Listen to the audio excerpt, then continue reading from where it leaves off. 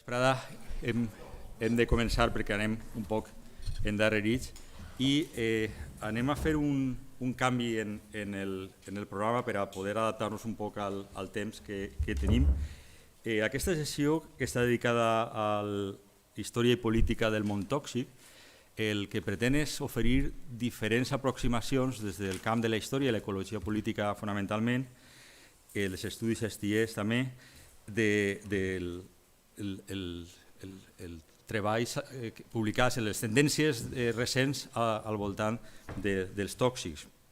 Anem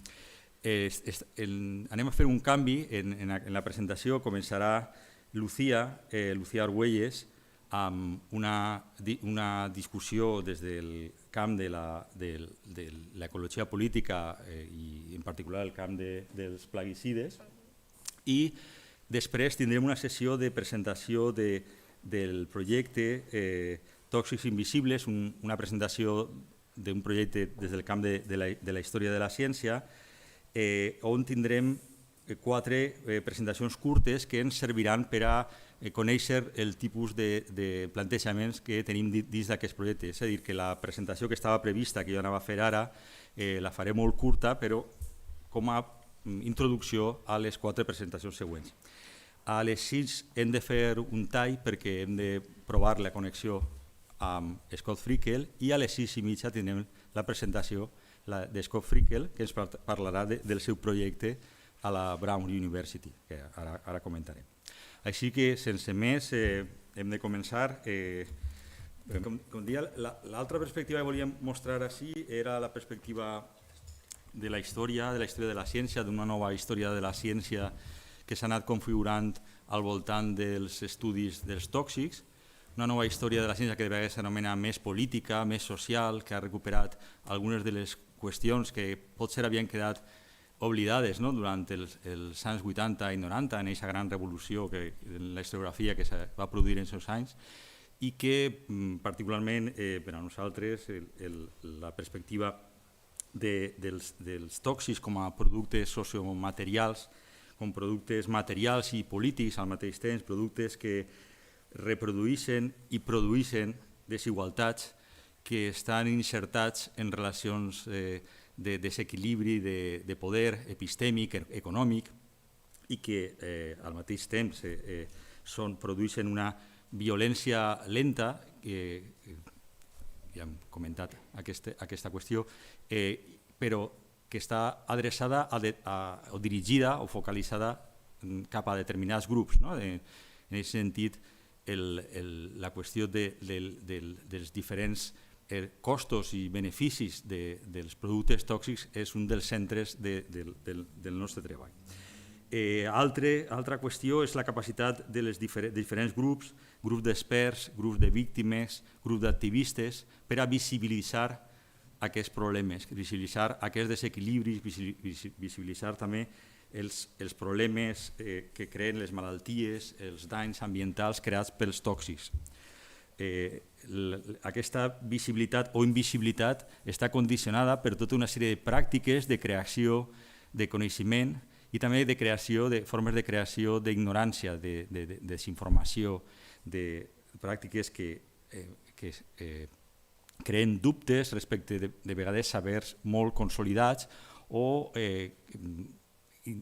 dificulten la circulació de determinats sabers sensibles i tenen com a conseqüència ajornar la regulació d'alguns d'aquests productes. És a dir, per nosaltres l'estudi dels tòxics està molt relacionat amb una altra línia de treball dins del camp de la història de la ciència, però que va més enllà, que són els estudis al voltant de la creació de la ignorància, els estudis que s'anomenen de vegades agnotològics, per contraposició a epistemologia, agnotologia, epistemologia, estudi del saber, agnotologia, estudi de la ignorància, i els estudis dels tòxics estan molt relacionats amb aquests aspectes, aquestes diverses formes molt variades de creació d'ignorància. Per això el nostre projecte és un projecte coordinat, un projecte que té dos grups. El títol general del projecte coordinat és Agnotologia a l'Espanya del segle XX, i tenim un subprojecte que es diu Tòxics invisibles i altre que és Sabers invisibles. Els dos col·laborem i estem ara intentant produint o avançant ja en un llibre coordinat que recollirà treballs d'un camp i de l'altre. Des del camp dels estudis sobre els tòxics, i ja he de finalitzar, només volia dir un parell de qüestions. La primera és que una part d'aquests estudis venen dels treballs de Ximo Guillem al voltant de la qualitat d'aliments, de la qualitat dels aliments, l'adulteració dels aliments, i d'ahir el tema plaguicides, és una de les línies. I l'altra, la que jo he treballat i he treballat particularment d'ací, dins del context de Menorca, és la toxicologia i els verins al segle XIX, i particularment la toxicologia criminal, i, com sabeu, un dels personatges clau en el desenvolupament d'aquesta toxicologia és Mateu Orfila, que va ser un dels que va establir els mètodes de treball de la detecció de verins al segle XIX. I per això és tan important el treball que es va fer així en l'IME i particularment Josep Miquel Vidal per a recollir tota aquesta documentació, cartes, llibres, una gran quantitat de documents relacionats amb la vida i l'obra d'Orfila, que és un punt, és un material molt important per a la nostra reflexió respecte al tòxic. Bé, i sense més, anem a passar a les presentacions. Són treballs que estan inspirats en aquest marc que acabo d'esmentar de forma molt ràpida i després podrem tornar.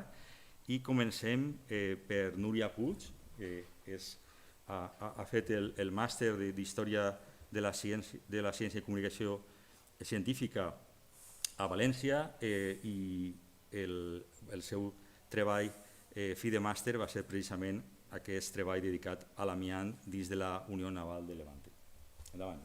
Gràcies. Doncs el meu treball tracta sobre els perills de l'amiant al port de València a finals del segle XX i, com ja ha dit en José Ramón, es centra en l'empresa Unión Naval de Levante i, d'altra banda, també en les víctimes extreballadores d'aquesta Unión Naval de Levante, que van fer una associació de víctimes que és ADV Amiant València. Per tal d'introduir-me en el context naval de l'amiant, he utilitzat informes d'experts que ens revisen com es treballava amb l'amiant en el context naval. També ens hem centrat en l'experiència de les víctimes de l'amiant en el context naval, ja sigui mitjançant el seu testimoni en la premsa o amb la documentació que hem aconseguit de l'associació de víctimes. Després també hem entrevistat a l'advocada d'aquesta associació de víctimes per veure com gestiona el tema dels judicis i de les indemnitzacions. I finalment també hem pogut accedir als documents sindicals de comissions obreres de la secció de la Unión Naval de Levante. Ja per entrar en el cas, Unión Naval de Levante fou una empresa del port de València que es dedicava a la construcció de vaixells entre l'any 1925 i l'any 2012. Tingué el seu màxim auge entre els anys 60 i 70 i després ja s'endinsà en una situació de crisi que s'allargà fins al seu tancament. En aquesta empresa es treballava en l'amiant com a material de construcció i com a material aïllant. Els extreballadors expliquen que l'amiant estava a tot arreu perquè treballaven de forma simultània, tant si utilitzaven l'amiant com no, en llocs molt tancats i que no estaven ventilats i a sobre eren molt reduïts. Això afavoria l'acumulació de fibres tòxiques en l'ambient, com ja he dit, treballessin amb l'amiant directament o no. Per això hi ha molts treballadors que s'exposaran de forma paraocupacional. Hi havia les primeres normatives sobre els treballs amb pols tòxiques, no eren directes sobre l'amiant, però ja aparegueren als anys 40, mentre que les normatives específiques de treballs amb amiant aparegueren als anys 80. Aquestes normatives obligaven les empreses a mesurar els nivells ambientals d'amiant perquè no sobrepassessin els llindars considerats segurs. També obligaven les empreses a donar equipaments de seguretat als seus treballadors i a realitzar-los uns seguiments mèdics periòdics per tal d'anar monitoritzant la seva salut. Què passa? Que els treballadors expliquen que no es complia res de tot això i de fet també hi ha constància d'això en els documents de les comissions obreres, en les actes de reunions amb els comitès d'empresa, perquè es veu com els representants dels treballadors reclamen a l'empresa que faci el favor de comprar els materials de protecció, com ara mascaretes, que realment els serveixin als treballadors. També es queixen de que la monitorització de la salut no és la que hauria de ser, es queixen molt d'això els treballadors i en general traslladen les queixes a l'empresa de que no explica als treballadors els perills als quals estan exposats. D'altra banda, també hi ha dos factors en la Unión Naval de Levante que afavoreixen que hi hagi un infrarregistre de les víctimes. I és que d'una banda hi havia molta permutació de treballs i per tant hi havia treballadors que potser el seu treball del dia a dia no es feia amb l'amiant, però segons el volum de feina s'havien de mobilitzar i anar a treballar amb els que sí que treballaven amb amiant. Però clar, per l'empresa aquests treballadors no eren considerats de risc. Què passa? Que, com ja sabem, no hi ha un valor llindar segur d'exposició a l'amiant i tot i que s'hi exposessin de forma puntual, anys més tard pot ser que desenvolupin una malaltia i que ells mateixos no recordin que s'exposaren a l'amiant. D'altra banda, també a la Unión Naval de Levante hi havia molta abundància de contractes temporals a treballadors d'empreses auxiliars. El control de salut d'aquests treballadors d'empreses auxiliars no estava al control de la Unión Naval de Levante, sinó que era de cada empresa auxiliar. Per tant, Unión Naval de Levante no té un registre de quins treballadors s'exposaren a l'amiant i un altre cop tornem a que igual s'hi exposaren només de forma puntual i no recorden aquesta exposició degut a la forma de violència lenta que té l'amiant. Davant totes aquestes actituds de l'empresa, quan començaren a aparèixer els primers casos de malaltia ja en els extreballadors, doncs fundaren l'associació de víctimes IILP-UV Amianto per buscar solucions. D'una banda, per solucionar aquest infrarregistre, els treballadors proposaren, extreballadors ja, crear una xarxa popular de contactes, és a dir, que els extreballadors contactessin ells mateixos amb els seus excompanys de feina, informar-los de que pot ser que si tenen certs símptomes sigui perquè s'exposaran a l'amiant i que tindrien accés a uns certs controls de salut. D'altra banda, també s'ha vist que és necessari recopilar l'experiència de les víctimes, per exemple, amb els procediments mèdics per repensar les proves diagnòstiques. I és que la prova estàndard de diagnòstic de les malalties de l'amiant, per exemple, és la radiografia. Però l'experiència dels malalts, conjuntament amb els estudis d'experts mèdics i acadèmics, demostren que aquesta prova, per exemple, s'hauria de substituir per una altra com la tomografia axial computeritzada.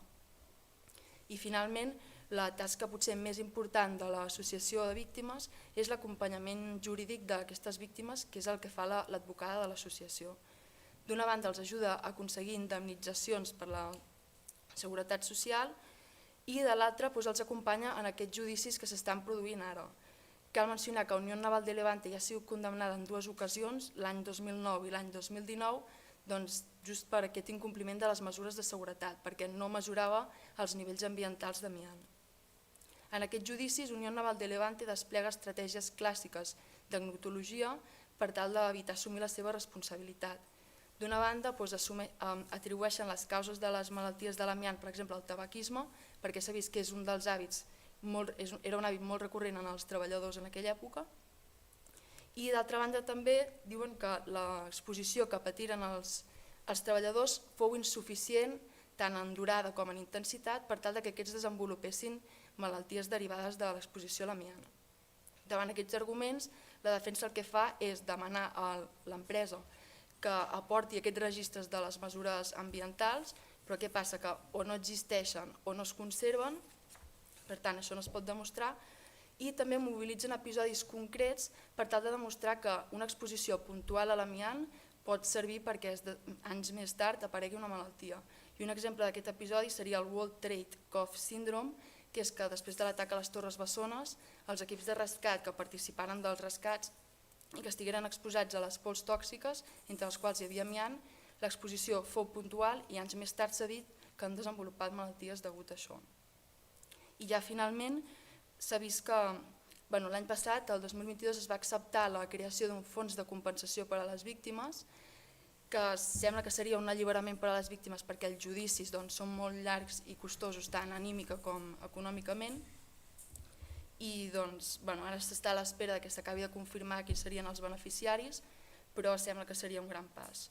I finalment dir que una futura línia d'investigació per seguir en aquest aspecte seria profunditzar més en els sindicats, perquè veient les actes de les reunions ja més cap als anys 2000, es veu que quan l'empresa intenta introduir algun producte tòxic nou, tòxic, algun producte així desconegut, sembla com si els treballadors ja estiguessin escarmentats, per exemple, per lo de l'amiant, perquè demanen molta informació a l'empresa de que no, que portin les fitxes de toxicitat i també que facin seguiments mèdics estrictes perquè sembla que no se'n fien i que ja estan escarmentats. I ja estaria. Molt bé, gràcies.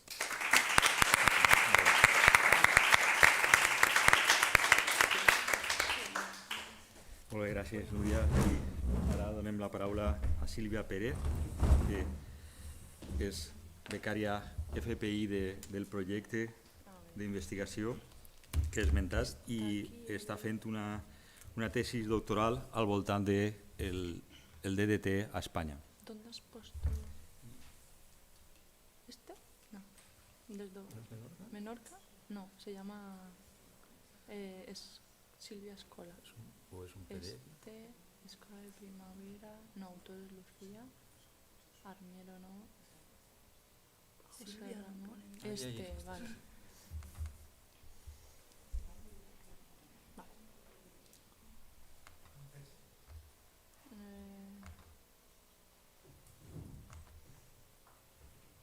¿Se ve? No, ¿Qué hay que hacer? Cambiar de pantalla. Ok.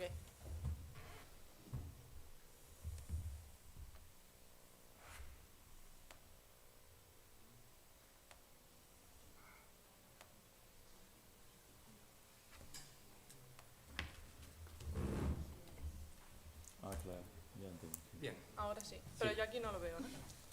Bueno, no importa. Mirad. Vosotros lo veis perfecto. Bueno, buenas tardes. Soy, gracias a los organizadores, a José Ramón por la sesión y todo esto. Como ya ha dicho José Ramón, estoy haciendo la tesis dentro del proyecto de tóxicos invisibles del que él ya ha esbozado, y hoy mi comunicación lleva por título Economic Poison, la regulación del DDT en España.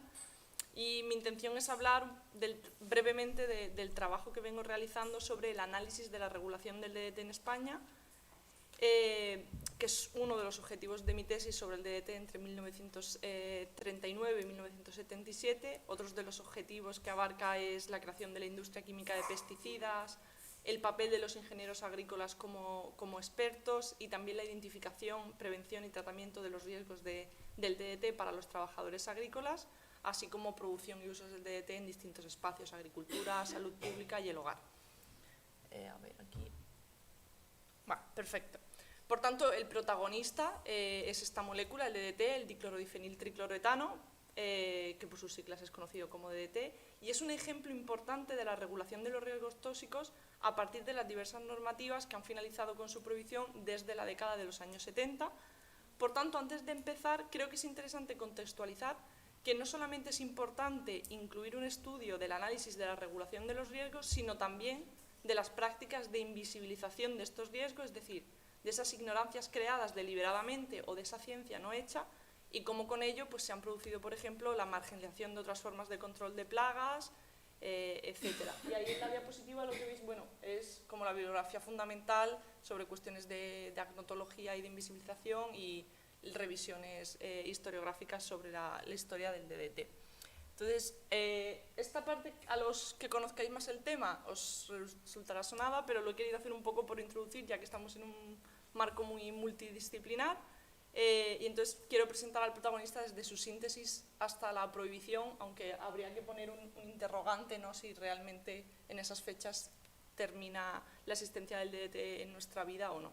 Entonces, el protagonista de esta historia se sintetiza ya a finales del siglo XIX, aunque sus propiedades como pesticida no se empiezan a usar hasta la década de los 40 gracias a los estudios de Paul Moore en los laboratorios de Yale en Suiza.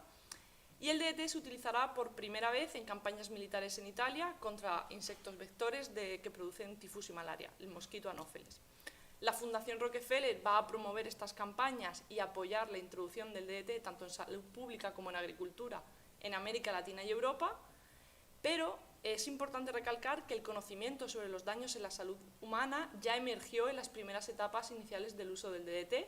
El primer cargamento desde Suiza llega a Estados Unidos en 1943 y en este momento científicos de la FDA, la Food and Drug Administration de Estados Unidos, encuentran que ciertas dosis de DDT ya causan efectos secundarios e incluso muerte en varios animales de laboratorio.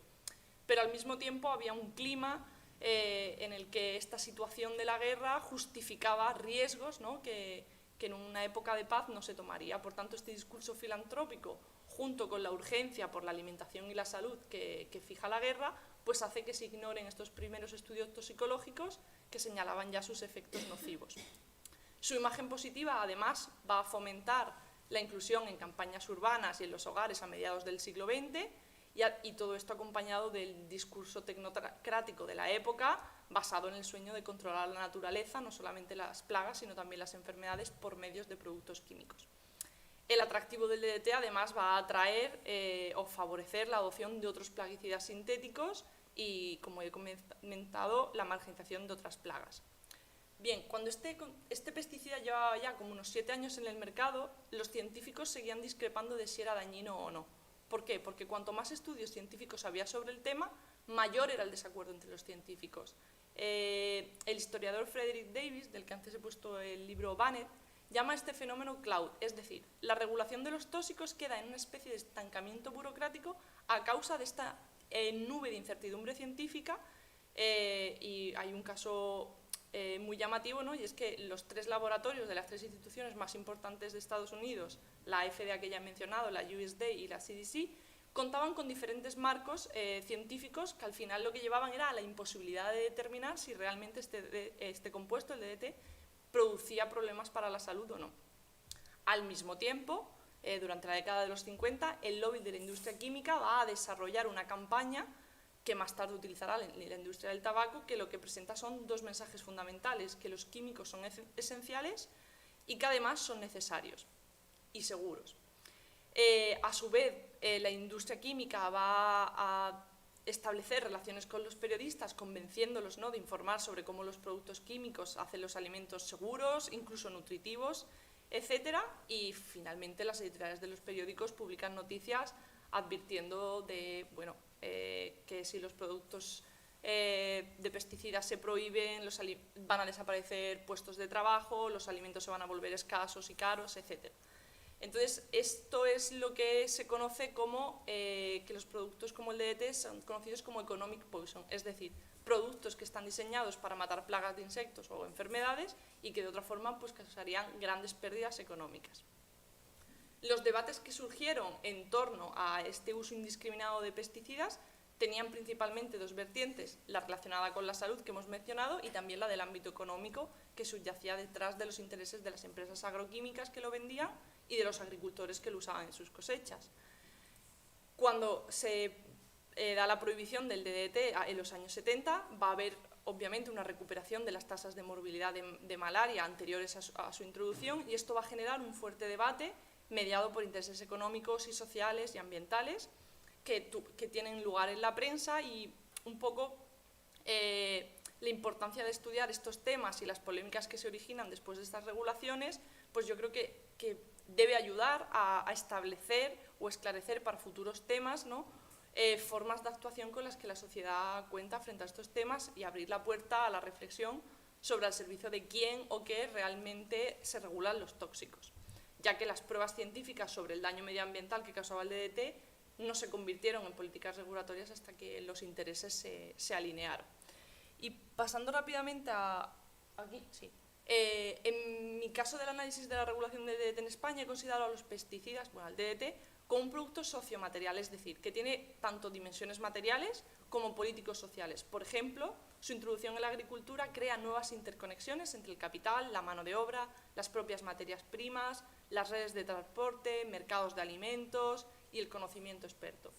Pero también introduce nuevas formas de violencia lenta e invisible contra los propios trabajadores y los consumidores de alimentos.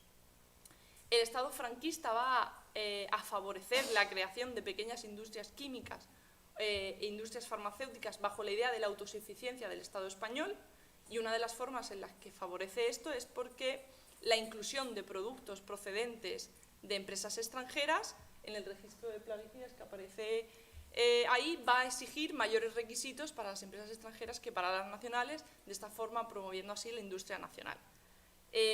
Con la llegada de los nuevos productos sintéticos, entre los que el DDT es el producto estrella, los ingenieros agrónomos van a desarrollar nuevos ensayos y pruebas para que estos productos sean incluidos en este registro que ya he mencionado, pero entre esas pruebas de análisis no hay ninguna que tenga relación con los riesgos de los pesticidas ni para el ganado, ni para los agricultores, ni para los consumidores de alimentos.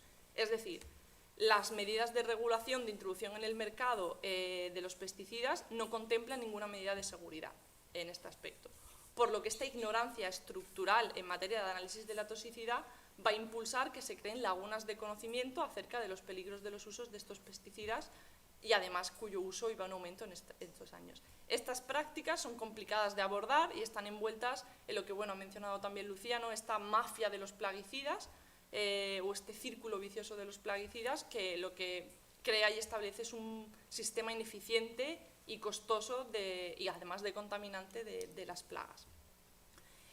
Otro de los aspectos que he estudiado, como hemos visto en el panorama internacional, las denuncias de los efectos tóxicos del DDT aparecen ya en los inicios.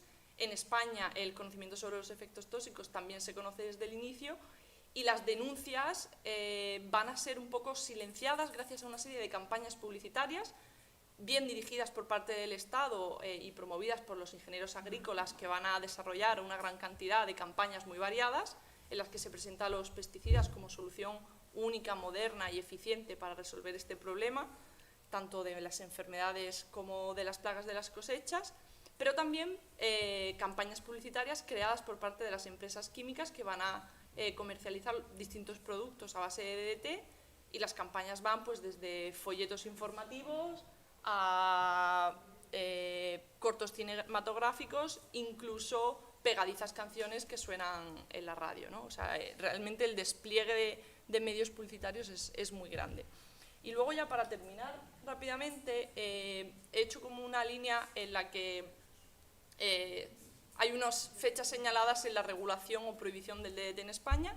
En 1971 es la primera orden por la que se limita el uso del DDT en España, firmada por Allende y García Bacher, que es el director general de Agricultura en este momento, y en ella se limita, no se prohíbe, y se indican los cultivos para los que no se puede usar y en los que sí que está permitido seguir usando el DDT, señalando plazos de seguridad y la venta de pesticidas sigue estando autorizada. Todos los productos que ya forman parte del registro de pesticidas pueden seguir usándose, incluso en productos que tengan hasta un 50% de concentración del DDT.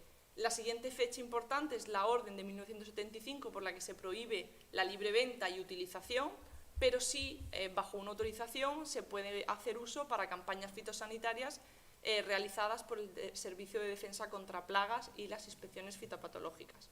En 1986 se prohíbe la comercialización y uso del pesticida, pero no será hasta 2014 cuando realmente se prohíba la total producción. Y he puesto aquí un año, en 2021, el convenio de Estocolmo, que es una reunión para debatir aspectos relacionados con los contaminantes orgánicos persistentes, y se van a establecer en este momento exenciones al uso del DDT, como por ejemplo que se puede seguir produciendo como intermediario para la producción del dicofol, que es otro pesticida. Es llamativo que la única planta de toda Europa que produce DDT en este momento está en Huesca, ¿no?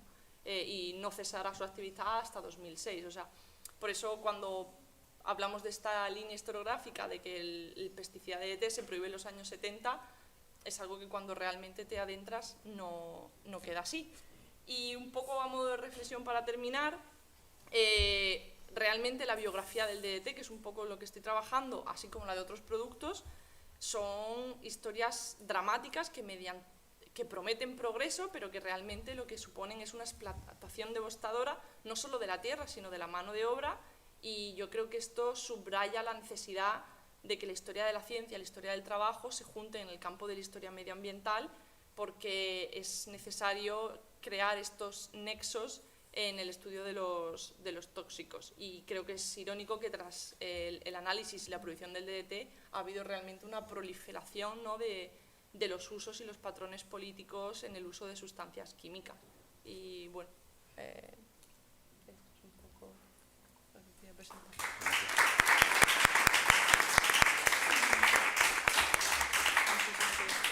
Sí, perfecte. Moltes gràcies, Sílvia. I passem ara a un altre cas. En aquest cas és una presentació online per part de Sofiya Kamalova, que no sé si podem donar-li de paso. Hola. Sí, hola, Sofiya. Hola. ¿Se me escucha? Sí, sí, perfectament. Sofiya està ara a Filadèlfia, és becària del Science History Institute i està preparant un treball doctoral sobre el cas Art Distil, un cas d'intoxicació laboral en la zona d'Alcoi, del que ara ens parlarà. Endavant, Sofiya.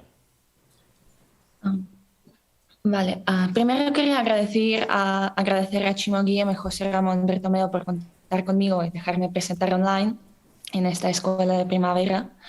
Lo que presentaré hoy es mi proyecto de doctorado que trata el caso Art Distil.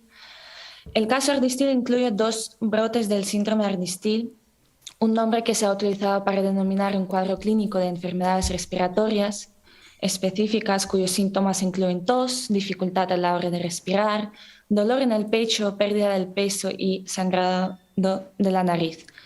Los 2 brotes ocurrieron en la década de 1990 como resultado de exposición a una mezcla de productos en forma de aerosoles en espacios laborales sin medidas preventivas adecuadas. El primer brote ocurrió en la zona de Alcoy, el segundo brote ocurrió en Tlemcen, Argelia. Hoy me centraré en el primer brote que ocurrió en Alcoy, una región que tiene una larga tradición del desarrollo industrial, y la industria textil y papelera fueron las más importantes. Con el fin de adaptarse al cambio del mercado y la crisis, se introdujeron una serie de cambios, tales como la implementación de nuevas tecnologías de estampado de producción. Y a partir de finales de la década de 1980, varias empresas textiles en la zona de Alcoy empezaron a utilizar aerografía textil en vez de la tradicional técnica de estampación de telas. En total, eran 8 empresas involucradas en el brote de las enfermedades respiratorias que emplearon esa nueva técnica. El foco principal de mi investigación es en la fábrica Art Distil. Aeroman también utilizaba los mismos productos con la técnica de aerografía textil, pero las condiciones laborales eran diferentes. Las trabajadoras de Art Distil utilizaban productos producidos por Bayer que contenían 3 componentes: acramil FWN en forma de líquido, acramol W en forma de pasta y acrafix FHN para regular la consistencia de la pintura. Según los manuales de Bayer, los productos estaban diseñados para la técnica tradicional o leonesa, que consistía en mezclar las pinturas con agua y aplicarlas con una esponja en las telas. Estos productos se consideraban seguros y se desconocía su elevada toxicidad en forma de aerosoles. Para la técnica de aerografía textil, las pinturas se mezclaban con disolvente y se aplicaban a través de una pistola aerográfica que producía aerosoles. Esto permitía optimizar el proceso de trabajo y recibir más encargos. Las trabajadoras tenían 2 tareas principales: disparar la mezcla de pintura en la tela utilizando una pistola aerográfica o corregir los defectos utilizando una esponja mojada con disolvente. Las telas se secaban en el mismo taller donde se realizaban las tareas. Esta sería la foto de la fábrica Art Distil, que era un gallinero readaptado a hacer estos trabajos con los textiles. Era una nave pequeña con varias mesas largas donde se realizaban estos trabajos. La nueva técnica que utilizaba una combinación... Sofiya, es que creo que no estás compartiendo la diapositiva. Sí, a mí me parece que sí. Un segundo, a ver si lo podemos... Sí, ahora, sí. Vale, entonces no habéis visto nada. Claro, anterior no pensábamos que no lo habías puesto todavía. ¿Pero ahora se ve? Sí, ahora sí. Ah, vale, qué raro. Bueno, perdón. Esta es la foto que ahora la podéis ver. ¿Dónde está? Sí.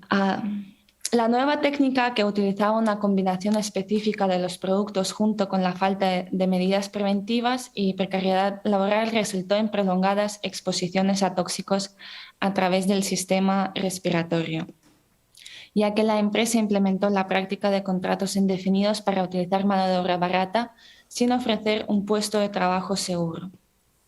Los trabajadores tenían contrato de 6 meses de jornada media, cobrando un salario mínimo porque era parte del programa de reintegración de jóvenes parados. Sin embargo, en realidad llegaban a trabajar hasta 12 horas diarias y recibían el pago por los metros que hacían, lo que resultaba en una exposición prolongada a los riesgos de intoxicación respiratoria. Esta técnica de proyección aerográfica de pinturas creaba una nube de material finamente pulverizado que se mantenía en suspensión en el aire. La ausencia de medidas preventivas en forma de aspiración localizada para la captación de esta nube resultó en que los trabajadores inhalaran los contaminantes presentes en el aire. Cuando se abrió la empresa no estaba previsto ningún sistema de ventilación y solo cuando lo permitía la temperatura exterior se abrían las ventanas. Tampoco disponían de las medidas de protección individuales como mascarillas homologadas con filtros disponibles o guantes que se cambiaban con regularidad. Para los trabajadores, en su mayoría mujeres jóvenes, este trabajo con salario mínimo y horas prolongadas les permitía tener independencia económica en una región de escasas oportunidades laborales. En los próximos 6 meses, los trabajadores empezaron a presentar síntomas de enfermedades respiratorias y muchas siguieron trabajando a pesar de su enfermedad, ya que la dueña intentaba prevenir que la enfermedad se asociara con la empresa. El estudio epidemiológico ha detectado que del total de 257 personas trabajadoras que estuvieron expuestas a los peligros de la aerografía textil, 71 presentaron síntomas de afectación respiratoria y de ellas 6 perdieron la vida debido a posteriores complicaciones. Este estudio ha incluido las 8 empresas que he mencionado anteriormente. Los productos de Bayer a base de acramín se utilizaban desde 1950, pero en 1991 Bayer cambió la formulación de acramín FWR a acramín FWN. El estudio epidemiológico identificó que las fábricas textiles con más casos de intoxicación utilizaban los productos con esta nueva formulación y la hipótesis de los investigadores era que el causante del brote era acramín FWN. Tiene sentido porque ya que cambiaron la formulación. Sin embargo, los estudios toxicológicos que se realizaron más tarde demostraron que tanto la formulación antigua de acramín FWR como la formulación nueva de acramín FWN tenía una toxicidad muy elevada.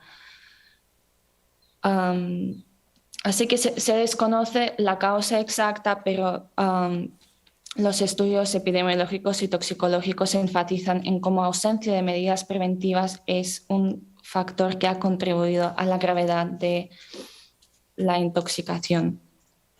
Los estudios realizados ayudaron a encontrar un tratamiento adecuado, también sirvieron de base para prohibir la técnica de aerografía textil en Comunidad Valenciana y registrar el síndrome ardistil como una enfermedad profesional. Caso Ardistil es una historia de éxito de identificación, registro y regulación de una enfermedad. Pero es importante recordar que detrás de este éxito están las experiencias de las trabajadoras que enfrentaron los riesgos invisibles y desconocidos y juegan un papel primordial a la hora de identificar estos riesgos a tiempo. En caso Ardistil eran las trabajadoras que asociaron su malestar con el puesto de trabajo, a pesar de que su formación y conocimiento no les permitía evaluar la gravedad de su situación y el peligro que señalaban sus primeros síntomas. Hacían mascarillas blancas para ver lo que inhalaban y observaron síntomas similares entre sus compañeros. También intentaron abogar por sus derechos y convencieron a la dueña a instalar extractores. Lamentablemente eran medidas insuficientes y que se implementaron demasiado tarde. Existen muchos ejemplos de toxicidad invisible en los puestos de trabajo y en algunos casos se visibiliza y en otros no. Pienso que en el caso Ordistil un factor importante que contribuyó a la visibilización y reconocimiento de la toxicidad era el hecho que eran mujeres jóvenes que empezaron a padecer síntomas muy graves y que no respondían a los tratamientos, algo extraño para la edad que tenían la mayoría de las trabajadoras. Además era un grupo de amigas, compartían sus experiencias entre ellas. Sus madres también estaban muy involucradas cuando ellas se enfermaron. En las entrevistas con 2 extrabajadoras, ellas mencionaron el papel importante que jugaron sus madres y madres de otras compañeras a la hora de hablar con los médicos y los abogados. Algunas se unieron al movimiento de los afectados por el síndrome Ordistil. Aún estoy indagando en esta cuestión de género, pero ya con las primeras entrevistas se puede señalar que hubo una red de mujeres y que estas conexiones sociales jugaron un papel muy importante a la hora de visibilizar la intoxicación. Esto sería una parte de la historia del caso Ordistil. En mi proyecto de doctorado trato de documentar y analizar el caso Ordistil desde diferentes perspectivas para mostrar la complejidad de las intoxicaciones laborales. La primera parte se centra en los espacios laborales. Trato de integrar las voces de trabajadoras para ver las condiciones laborales, las dinámicas del poder y cómo estas condiciones afectan la salud laboral. Luego analizo el papel de los expertos, los estudios epidemiológicos y toxicológicos que se realizaron, teniendo en cuenta que era una enfermedad desconocida previamente. La tercera parte trata las complejidades de regulación de los productos tóxicos y la reforma de legislación acerca de seguridad laboral. La última parte trata del juicio y el debate público, ya que el caso Ordistil se ha cubierto en prensa local y nacional y ha causado muchas polémicas. De esta forma espero cubrir los diferentes protagonistas y factores que jugaron un papel importante en el caso Ordistil. Muchas gracias.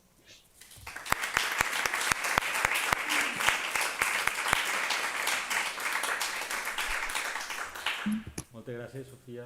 I passem a la darrera presentació de Judit Gil, que es troba a Saragossa, on té ara un contracte postdoctoral i que presentarà la seva recerca, ocultació i visibilització de conflictes ambientals, els abocadors de Barcelona i les campanyes de salvaguarda de la zona volcànica de la Garrotxa i els aiguamolls de l'Empordà. Endavant, Judit. Hola, bona tarda. Se'm sent bé? Un poc baix. Vale, un moment, perquè em puc posar micro, si ho preferiu. No sé si podem augmentar un poc el volum. No, si no, espera, que... Un moment. No, espera, que nosaltres podem augmentar el volum. Vale. Ara? Sí, em sentiu millor ara? Sí. Vale. Bueno, bona tarda i gràcies per convidar-me a participar i per permetre'm, igual que en el cas de la Sofia, fer-ho a distància.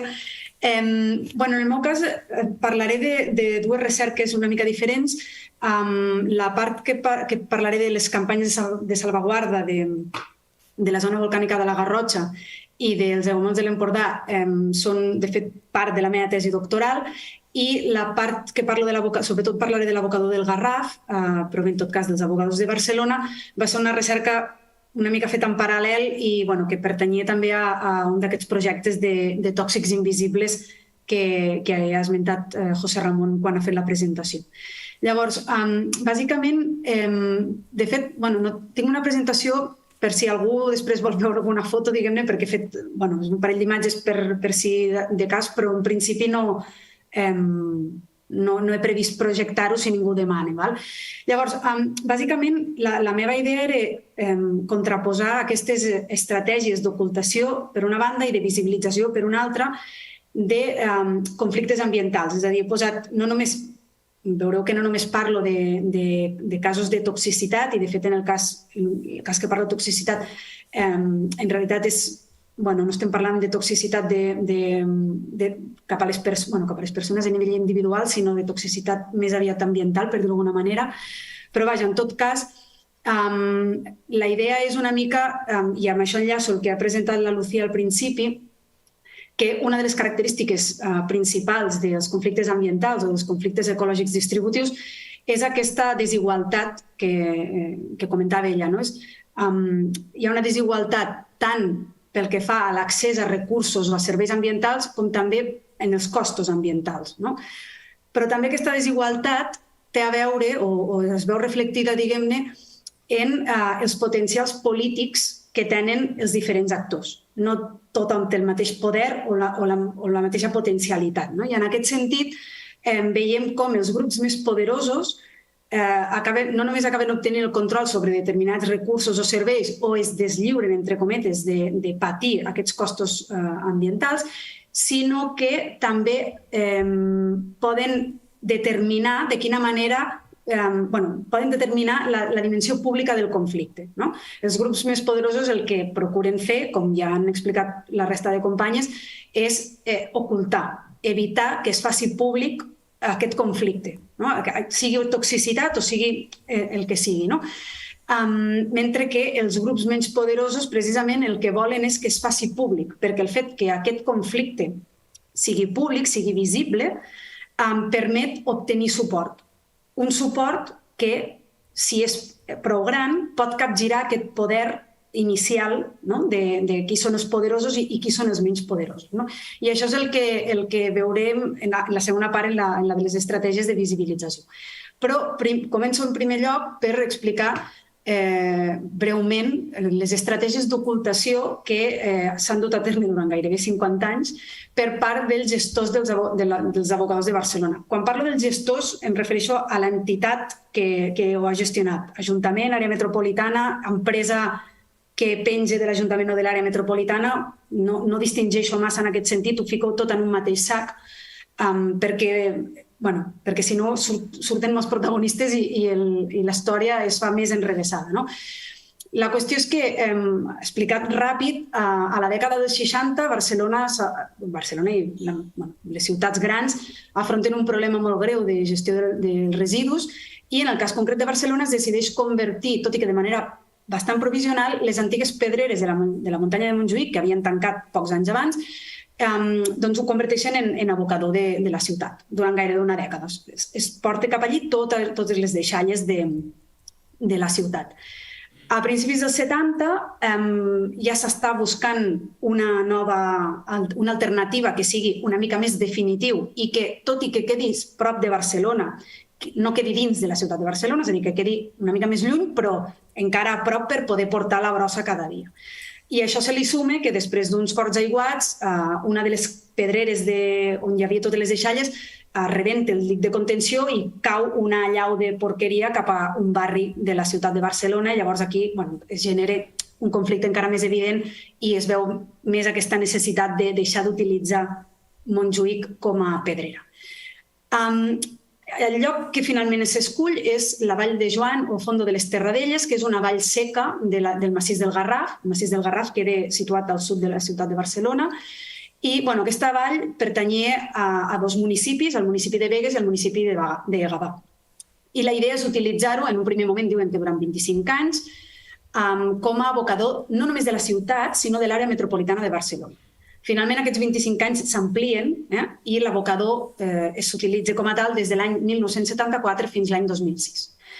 Un punt important en aquesta història és que el Garraf és un massís càrstic, és a dir, que és una zona on la superfície és extremadament permeable a qualsevol possible infiltració de productes tòxics, com els que generen un abocador, que són bàsicament metà, el gas metà i els lixiviats, que són líquids amb excés de productes tòxics o contaminants. Llavors, des del primer moment que es decideix fer l'abocador allà, comencen aquestes estratègies d'ocultació. Tant de l'abocador, que això és important, s'intenta ocultar l'abocador per una banda i la toxicitat provocada per l'abocador per una altra.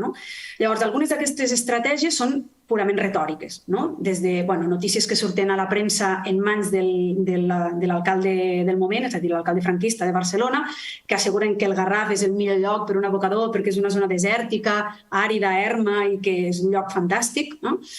També, això és interessant, hi ha un plec de condicions de la concessió per l'abocador on s'especifica, hi ha una condició que diu que el nom oficial d'aquest abocador serà abocador del massís del Garraf, vertedero del macizo del Garraf. I es prohibeix textualment que s'utilitzi la paraula vegues, és a dir, la població a la que pertany la vall, per a identificar-ho. És a dir, es prohibeix que es vinculi el nom concret amb el lloc on està. Passen els anys i a principis del segle XXI l'abocador del massís del Garraf es converteix en el dipòsit controlat de la vall d'en Joan.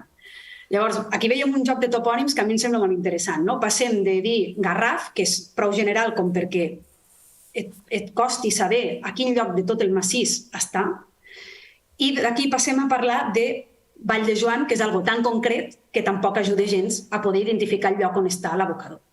A part, també hi ha un canvi interessant entre abocador i dipòsit controlat, que es pretén donar aquesta idea de és una eina, o sigui, és una infraestructura que està ben gestionada, que s'està fent tot bé, etc.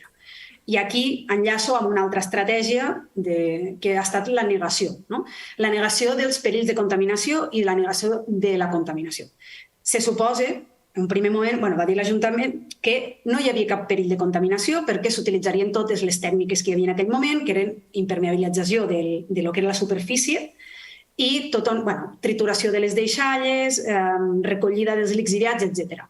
Aquí hi ha hagut dues versions durant més de 40 anys. L'Ajuntament diu que ho ha fet i els contraris a l'abocador diuen que no ho han fet i han demostrat a través d'informes, fotografies, etc., que això no s'estava fent.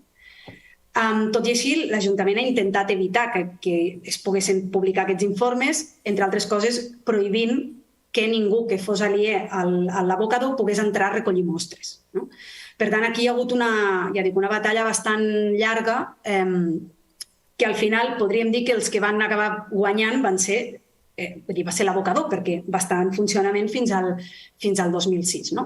Però bé, tornant enrere, l'abocador comença a l'abril del 74 i al desembre del 74 ja hi ha la contaminació de l'aigua dels pous del poble del Garraf, que està al costat. Òbviament, l'Ajuntament de Barcelona diu que no és culpa seva. L'any 75, abril del 75, es demostra que està contaminat un riu subterrani. L'Ajuntament torna a dir que no ha estat culpa seva. I així. Això durant dècades. Una altra estratègia que han utilitzat ha estat el silenci.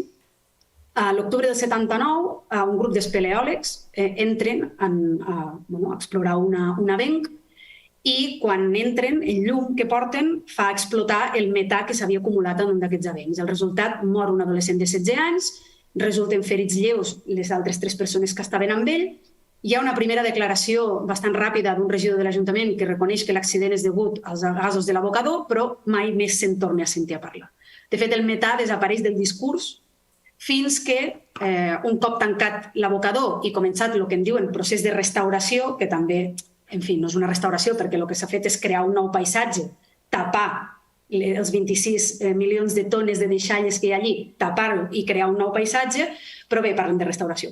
I en aquest cas sí que el metà torna a aparèixer perquè ara hem fet una planta de biogàs, se suposa que s'està recollint tot el metà, hi ha informes que diuen que només es recull una tercera part d'aquest metà per generar electricitat. També hi ha informes que indiquen que un 25% de l'efecte hivernacle provocat per l'àrea metropolitana seria causat pel metà de l'abocador. Són aquestes estratègies que s'han dut a terme. Llavors, per la banda de visibilització dels conflictes ambientals, parlo molt breument perquè m'estic anant d'hora, sobre el que es va fer a les campanyes de salvaguarda de la zona volcànica de la Garrotxa i dels aiguamolls de l'Empordà. Aquestes dues zones, a la dècada dels 70, diguem-ne, apareix com una amenaça. Per una banda, la zona volcànica de la Garrotxa s'estava extraient el material volcànic i podia arribar a que desapareguessin els volcans perquè hi havia permís per part del Ministeri per extreure tot el material, i a la part dels aiguamolls de l'Empordà, el poc que quedava dels aiguamolls de l'Empordà, hi havia un pla de fer una urbanització, una marina residencial, com si fos amb canals navegables i tal. Llavors, això passa en paral·lel. De fet, a la Garrotxa la campanya que hi ha es produeix entre l'any 75 i el 82, que és quan es declara parc natural, i a les aigües de l'Empordà és entre el 76 i el 83, és a dir, funcionen en paral·lel i són molt semblants. De fet, totes dues campanyes, més enllà del fet que són qui les protagonitzen, són gent jove vinculada a la zona, es basen sobretot en recollir suport, guanyar suport local. I aquest suport local, com l'aconsegueixen? Comencen a fer educació i divulgació ambiental per difondre els valors naturals de la zona i aconseguir que la gent, la població local, que en aquell moment, a la dècada dels 70, no valorava especialment el seu paisatge ni el que trobaven allí per raons diverses, canvien aquesta percepció de la natura, canvien aquest imaginari respecte a la natura i decideixen que és una zona que és protegible, que té prou valor com per ser protegida. Les dues campanyes fan bastant el mateix. Es dediquen, per exemple, a formar els professors i mestres per després que portin la canalla i facin el que ara en diríem educació ambiental, sortides de natura, etc., per conèixer els volcans per una banda o els ocells que hi ha a l'Empordà per una altra. Acaben publicant també llibres de divulgació sobre els volcans i sobre els ocells. Surten de manera repetida als mitjans de comunicació, que aquest va ser una de les claus.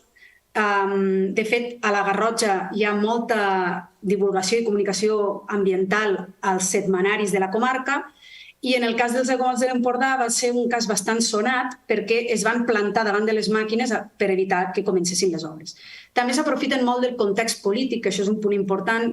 Estem parlant de l'època de la transició i llavors, com que no està molt clar qui pot fer què, es planten allà al davant i diuen, havien enviat un telegrama al president del govern i diuen que fins que no tinguin resposta d'allí no se'n van. I llavors el governador civil, clar, ja no estem a l'època de Franco, que podia fer càrrega a la Guàrdia Civil i Santes Pasqües i diu, no espero a veure què passa. Llavors, hi ha tota aquesta campanya que es fa a diversos nivells aconsegueix, en aquest cas és un èxit, perquè aconsegueix canviar aquesta percepció de manera que aquestes zones que prèviament no es consideraven una zona ja no protegible, sinó ni tan sols més o menys maca, en molts casos, s'acaben convertint en els primers parcs naturals o dels primers parcs naturals que hi ha a Catalunya.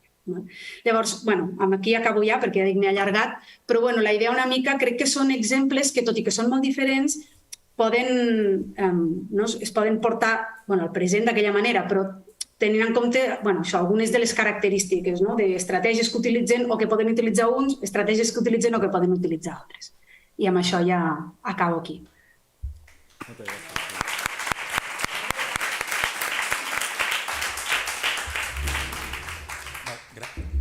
Gràcies, Judit. I tenim temps per a tenir un debat que haurà de ser breu perquè tenim que fer la connexió amb Scott Frickel. He parlat amb ell per e-mail i serà el 25, quan podrem fer la connexió. Així que tenim uns 20 minuts per a poder comentar ara, en un primer moment, els treballs, particularment amb Judit i Sofiya, però també amb la resta es podeu pujar i obrim un torn de preguntes.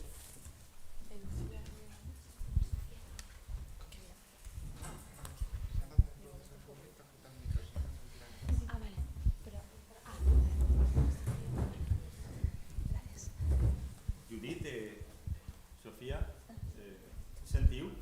Sí? Sí, sí. Endavant, obrim el torn de preguntes.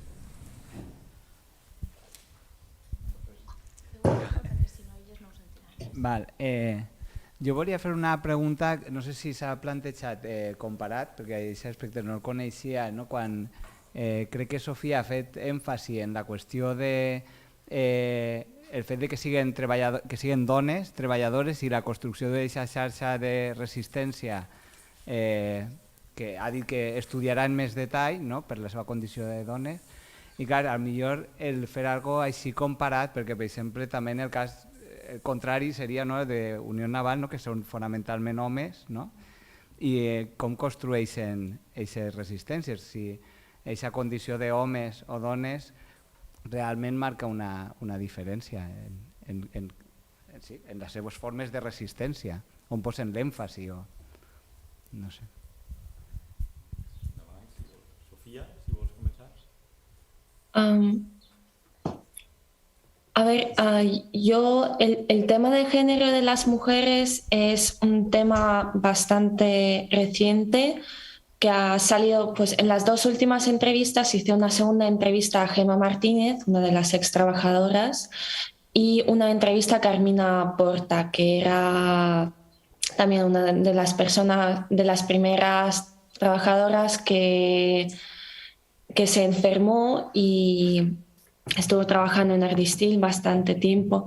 Entonces, tengo que indagar más, pero yo creo que sí que ha jugado un papel muy importante porque eran chicas adolescentes y intentaba hacer preguntas y me gustaría hacer más entrevistas para ver si eso ha sido solo en caso de estas dos personas y lo que ellas han visto, o realmente la mayoría de las personas que se enfermaron tuvieron una experiencia similar, pero ellas señalaron y muchas veces decían: yo no me acuerdo, mi madre sabrá de eso, o mi madre es la que hablaba con los abogados, eran mis padres que lo llevaban todo. Entonces creo que es diferente en comparación con otros casos de intoxicación que eran gente, bueno, también eran adultas, muchas eran mayor de edad, otras 17 años, ahí al límite, pero creo que se preocupaban, su familia se preocupaba mucho por ellas, se empujaba mucho, más que en otros casos de intoxicaciones laborales, cuando los trabajadores asumen que es un precio por su trabajo o están dispuestos a aceptar este sacrificio. En este caso eran demasiado jóvenes para tener que pagar este precio, pero sí, aún lo tengo que ver con más entrevistas. Y no sé cómo sería en caso de los hombres. Jo crec que, bueno, ja per la qüestió d'edat que ha dit ella, la forma de crear una xarxa és diferent. I bueno, el que ha comentat ella també, que en el seu cas eren més les mares les que es preocupaven per elles. En el cas de l'Amiant és al revés, són els homes els que es preocupen per si porten l'Amiant a casa, perquè no emmalalteixin les seves dones i la seva família. No sé, és algo per investigar, però jo crec que sí que són formes diferents. Si vols afegir, no? Has parlat abans del treball de IILP-UV respecte a la Medusa, a California, de ahí... No, bueno, no, solo se me estaba ocurriendo el trabajo de Gretel Navas en relación a los pesticidas en la agricultura, que ella en particular habla de esta ciencia no hecha o del random science con una perspectiva de género, diciendo que en general para la agricultura lo que se han hecho más casos, más estudios es en los hombres. Y ella trae un ejemplo de trabajadoras en Nicaragua donde este químico en concreto, cómo afectaba a las mujeres, no estaba estudiado. Solo se me estaba ocurriendo ese ejemplo que puede ser, que en el caso no de la... Bueno, que esta comparación, como dices, puede traer, igual añadir algo a este debate del género y la ciencia que se hace y no se hace y para quién. Molt bé. Més qüestions? Voleu?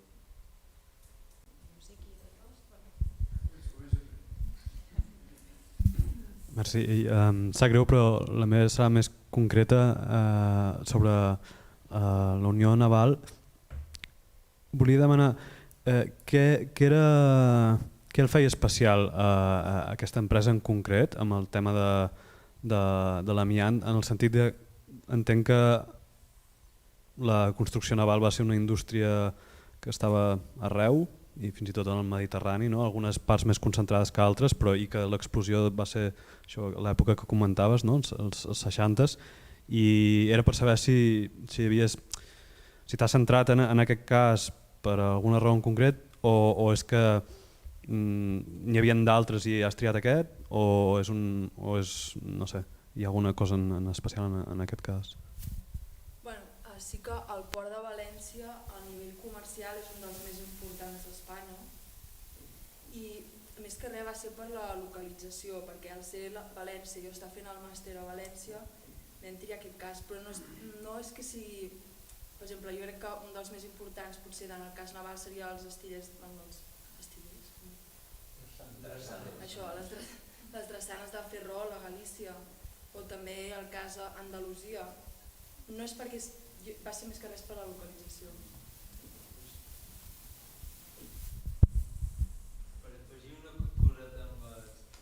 Amb aquest tema? No, perquè si no estem online... Vale. No, que ja he començat a pensar, i bueno, Unión Levante, la Unión Naval de Levante, encara que crec que el propietari era en Dominer, figurava, el propietari real que hi havia al darrere era en Joan Marc, que és pirata d'aquí, de les illes. La major part de la seva flota de la transmediterrània se varen construir a Unión Naval de Levante i a més la família Marc era la soci de la família Smith-Heine, que són els de la Suralita, i a través de Corporación Alba són els propietaris de Suralita Espanya. I de fet aquí jo començo a veure relacions de la introducció també, era molt generalitzat, però dins la fabricació també naval, perquè eren negocis de família, llavors hi havia una relació molt estreta a través dels mateixos propietaris de l'Amiant en la fabricació naval, i els vaixells que després ells també utilitzaran. Simplement era per fer aquest apunt.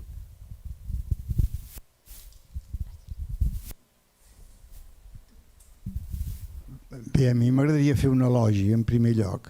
La feina que estan fent vostès realment és altament encomiable.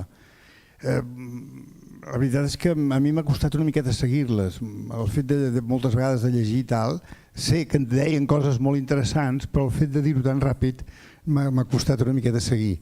Però gràcies de veritat per allò, per la feina que estan fent, i també comentar-los, potser me podríem posar al dia del que està passant actualment amb el glifosato. Algú de vostès saben res del tema? Si estic pixant fora del test, no m'ho diguin, Bueno, la situación actual era que el permiso para usar el glifosato en Europa caducaba a finales del año pasado y se ha extendido por ahora un año y todavía se está debatiendo si se va a ampliar 5 años más o no. Eso por un lado. Yo no he seguido recientemente estas discusiones en Europa. En paralelo se ha hecho un programa europeo no vinculante que quiere reducir el uso de pesticidas el 50% en 10 años. Entonces se está hablando que conseguir esto sin prohibir el glifosato sería imposible, o al revés, que si se prohibiera el glifosato, este objetivo que marca este programa Farm to Fork sería mucho más fácil de cumplir, pero claramente las cosas no se están uniendo y lo que está predominando es la discusión política de los lobbies que ven imposible o están imposibilitando una negociación clara sobre si se debe de prohibir el glifosato.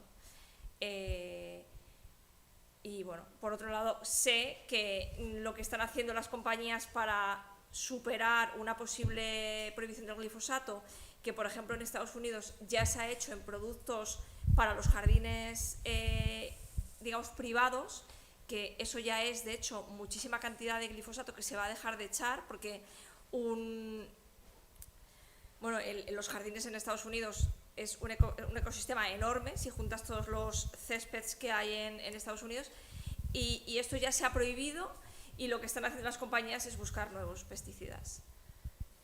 Eso es básicamente lo que, incluso pesticidas también que vayan asociados con cultivos genéticamente modificados. O sea que no hay buenas noticias. Círculo vicioso. Sí, pero igual quieres... Per afegir una bona notícia referent al glifosat, és que algun dels estudis que nosaltres hem pres com a referència s'han fet al voltant del moviment de resistència a les fumigacions de glifosat en Colòmbia i en Argentina particularment.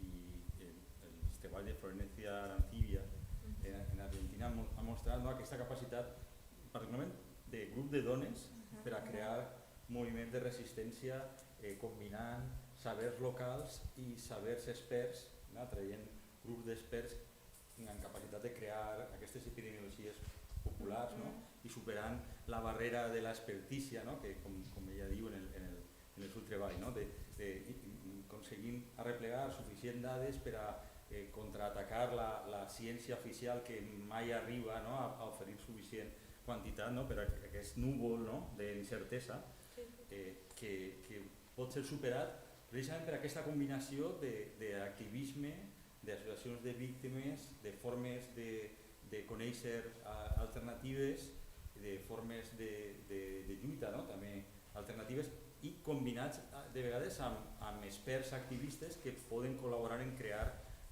aquest contraconeixement, omplir aquesta llacuna de coneixement que permet construir aquestes lluites que han estat parcialment positives, almenys per a limitar durant alguns moments aquesta fumigació.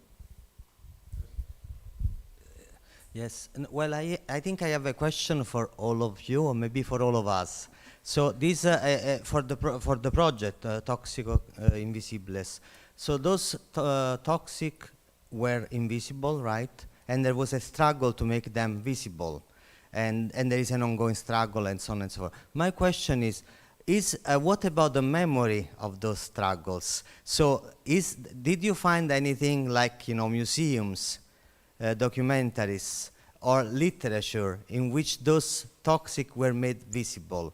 I can give you one example. In Italy, there is a museum for the asbestos and the asbestosis in Monfalcone. There is a new wave called working class literature, with a lot of novels written by, workers about their situation. There is an exhibition about petrochemical towns in Sicily. So did you find anything like that in your cases? Is something that is interesting for your research in a way?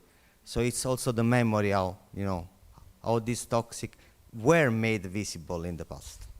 I hope that I explained myself. Yeah. No, I think that's a very important part. You want to add something for your particular cases, but we have the session tomorrow. We're going to talk about the archives. But apart from that, I think it's very important for us to rescue all these activities, all these successful activities against this toxic violence.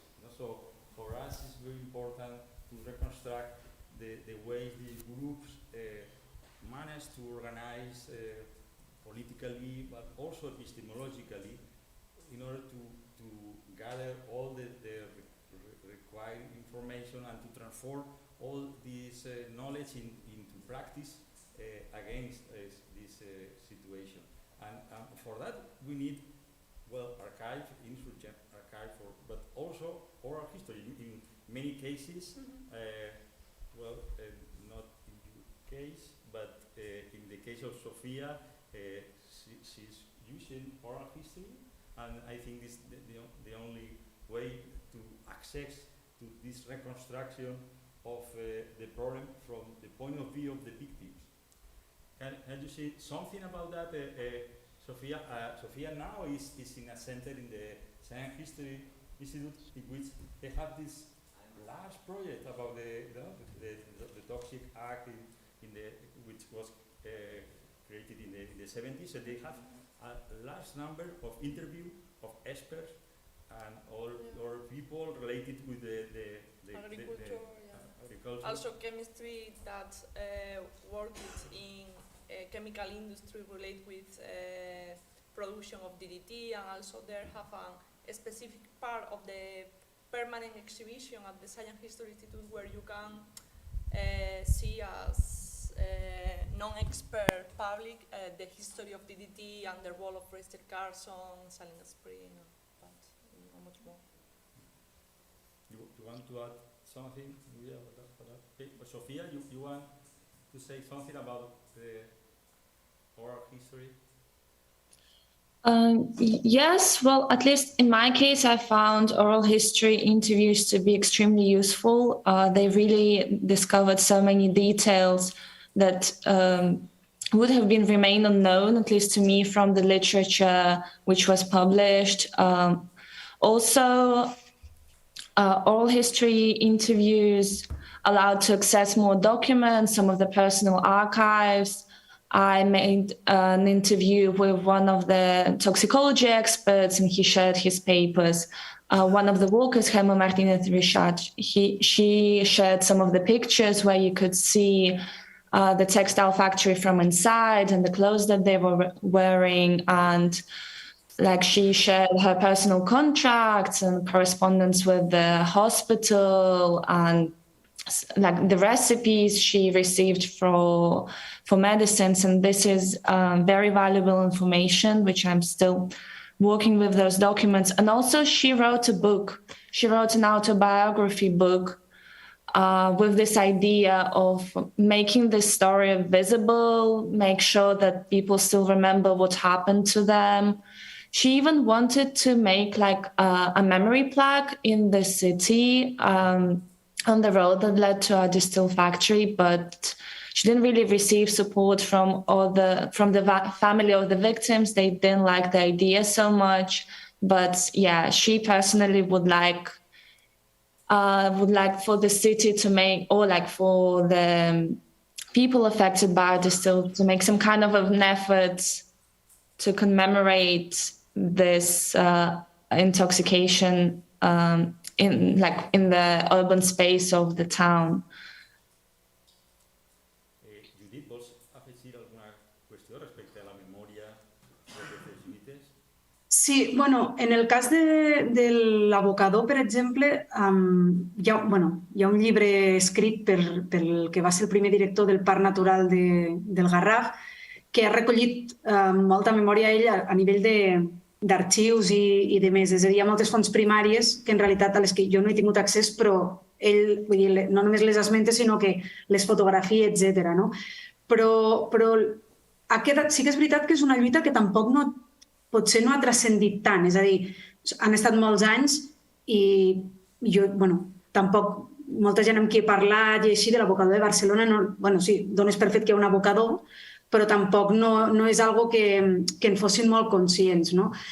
En canvi, en el cas dels aiguamolls i de la zona volcànica de la Garrotxa, és que aquí ha passat una cosa diferent. Primer, que com que és una campanya, es podria considerar una campanya exitosa perquè aconsegueix que es protegeixi la zona, forma part de la memòria de com s'ha protegit la zona. No? I des del gairebé el mateix moment, de fet, un dels llibres que apareix abans que es faci Parc Natural, la zona volcànica de la Garrotxa, ja hi ha una petita cronologia del que ha passat. És a dir, i a més també s'hi suma que resulta que en els dos casos les persones que van ser més conegudes de cadascuna de les campanyes van acabar sent el primer director de cadascun dels parcs. Han escrit molt sobre com van aconseguir-ho els primers anys, etc. Llavors, de fet, en els dos casos hi ha fins i tot un documental d'una hora amb entrevistes a les persones que van participar en la campanya i tal. Per tant, sí que en aquest cas, o sigui, són dos casos molt diferents, no? En aquest cas sí que s'ha aconseguit, potser és més fàcil trobar aquesta informació. Molt bé, moltes gràcies. Malauradament no tenim temps per a més perquè hem de fer la connexió. Moltíssimes gràcies a totes les persones que heu fet la presentació.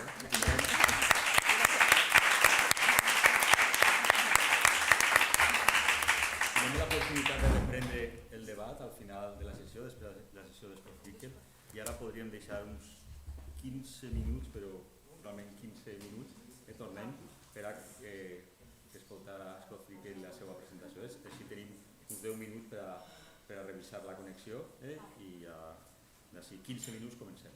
D'acord?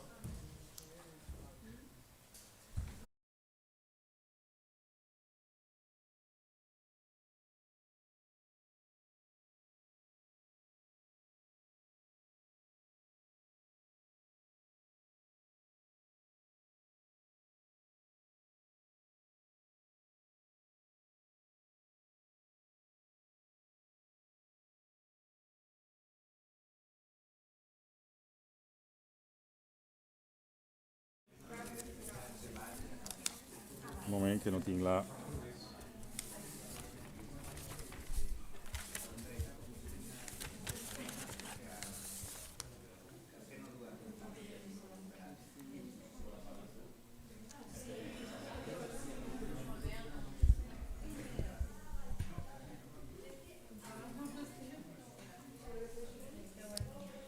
Bé, podem? Okay, let's start this last talk from this session. We have the pleasure to have Professor Scott Frickel, who I guess is now connected online. And I would like to thank you, Professor Frickel, for being with us, for presenting this project. As many of you know, Professor Frickel is one of the most known researchers in the field of the ignorance studies, and he is a professor of sociology and director of research at the Institute for Environment and Society at the Brown University. He is author of 6 books, and most recently this book written with other scholars, this book called Residues, which proposes a general approach to the problem of the toxic world, with other co-authors such as Soraya Budia, Natalie Yas, or Angela Krieger.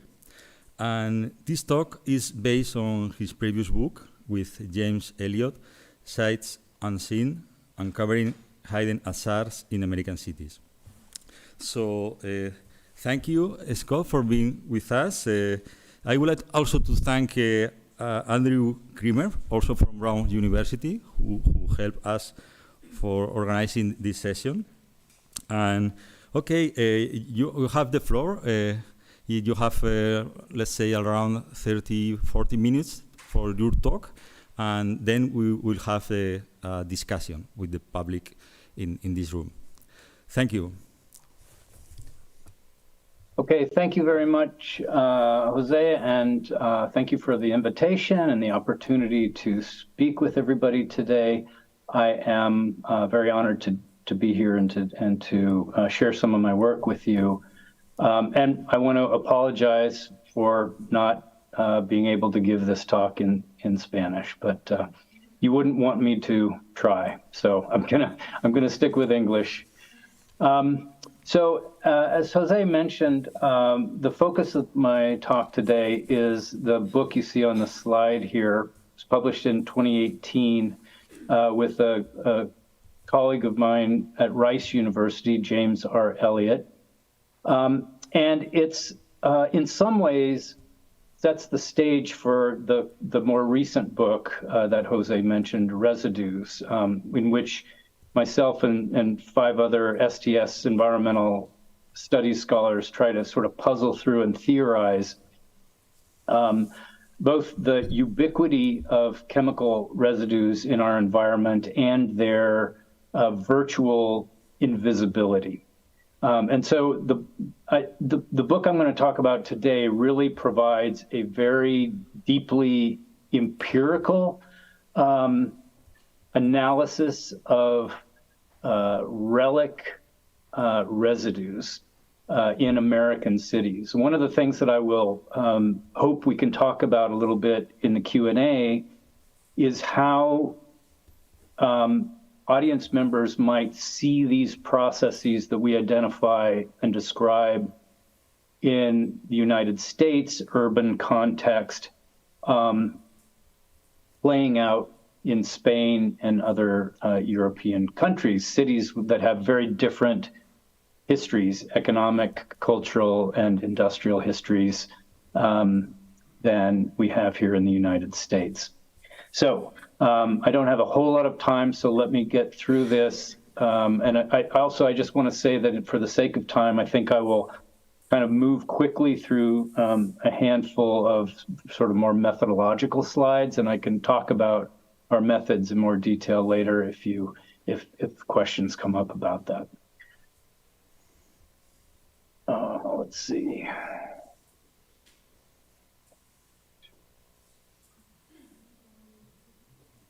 So my slides are not advancing here. No, it's not advancing here. No. Oh, there we go. Yeah. Hitting the wrong button. Okay, sorry, great. Okay, so let me start out with the claim that, you know, if we're thinking about industrial waste, it's an old problem. We've had it, you know, industrial waste has been a problem for several centuries, but it's one that's particularly difficult to study in any kind of comprehensive way, especially when we're talking about scaling it to an urban social system. So what the graphs that I have on the slide here come from the Environmental Protection Agency's toxic release industry, which measures regulated chemical and other toxic releases from industrial sites on an annual basis. And you can see that in terms of the total releases for the United States in 2020, there were over 3 billion pounds of toxic releases emitted in this country. And of that total, almost 65% of those releases went into the soils. So it's land-based releases or land-based disposal that we're interested in here. The bar chart on the right side of the screen excludes metal mining waste, which is a huge percentage of that land-based disposal. So it excludes all of that so that we get closer to our own topic, which is land-based disposal of industrial hazards in cities. And even when you exclude the large quantity of the large volume of waste that comes from mining, metal mining, we're still having you know, somewhere around 750 million pounds of toxins disposed onto land in some form. Sometimes it's underground injections into wells. Sometimes it's disposed in regulated landfills. Most often it's disposed on site where it occurs at factories. And this is just to sort of express the notion in a kind of a couple of slides that this remains a huge problem in the United States for public and health and for ecological well-being. Environmental sociologists have often come at the problem of industrial waste from an environmental justice perspective. And we have hundreds of empirical studies that ask the question, the environmental justice question of whether poor and minority communities are disproportionately impacted by this, by industrial waste. And so over the course of the last, I don't know, 3 decades at least, we have hundreds of studies, most of which follow one of two approaches. Either studies will identify a site or sites of known risk, and then just simply ask questions about who lives nearby. Another approach, which is less common, but still important and reflects some sort of historical perspective, will begin with a hazardous site, a risky site or place or factory or chemical complex of one sort or another, and we'll trace the origins of that site back in time, and then ask questions about whether the site arrived first or whether the residents arrived first, and to try to tease out the sort of political and economic processes that are creating these this kind of environmental inequality. Now, almost virtually all of this empirical work occurs, uses data from the 1980s and forward. And this is because in the 1980s, that is when the Environmental Protection Agency began to collect data from industrial facilities on their toxic releases. So the vast majority of quantitative work in this area makes use of government data, most of it coming from the US Environmental Protection Agency and much of it coming from the toxic release inventory reporting. What these two approaches leave out for the historians in the room is a deeper perspective on history. It leaves out all of the earlier industrial processes and places and hazardous places that operated in cities for some period of time, often decades, even centuries, and then closed down prior to the government beginning to do its data collection. And so you have all of these older sites that we refer to here as relic sites, that is former industrial facilities, that never get included in the study. And so our project has been framed as trying to cast a wider historical perspective on the problem of industrial waste in urban environments, with the question of environmental inequality looming very large over this project. Although it's not the only kind of question that we're asking with this data, it is an important one. So our study that is developed in the book, or described in the book, involves it's a comparative historical project. We selected 4 US cities: Minneapolis, Philadelphia, New Orleans, and Portland, Oregon. All 4 cities are old, have industrial histories that reach back into the 19th century. All of these cities are located on large rivers and have riverside ports, and were important centers for industrialization because of their location on these large rivers. But they also differ in other ways. They differ by, for example, Philadelphia and New Orleans are majority Black cities, while Minneapolis and Portland, Oregon are predominantly white cities. So we get racial variation across the cities. Size differs as well. Portland is a relatively small city. Philadelphia is one of the larger cities in the United States. Minneapolis and Portland lie in between. So we tried to select 4 cities in different parts of the country: the North, the Deep South, and the East Coast and the West Coast, that vary in a number of different ways, but also have certain similarities that allow us to make sort of meaningful comparisons across them. At least that was our intention when we originally designed the study. I'll go quickly here, not go into any detail, but we developed a multi-step data collection process for this study, beginning with the EPA's TRI, toxic release inventory, to identify locally hazardous industries in those 4 cities, and you can see those listed under point 1 on the slide.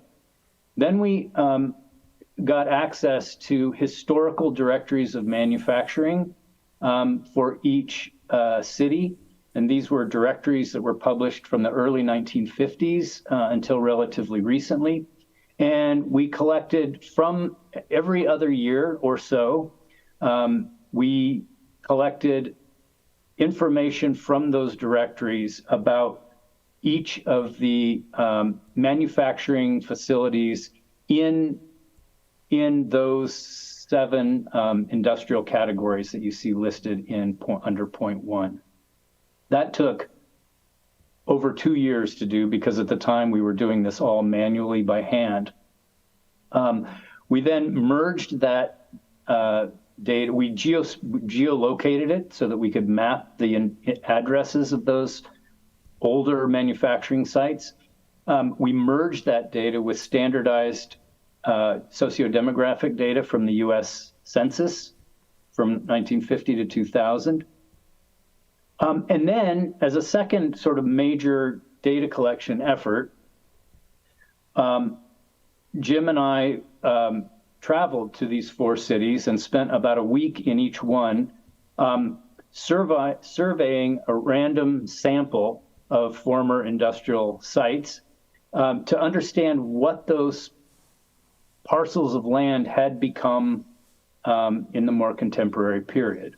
We knew that at one point in time they were producing, they were being used for hazardous industrial uses, and we were interested in what kind of uses, economic or otherwise, those sites had transformed into. And then the final piece of data collection for this study involved going to the state environmental agencies and the EPA and downloading as much information as we could find from those agency websites on the hazardous sites or risky industrial sites that the agencies had in their directories.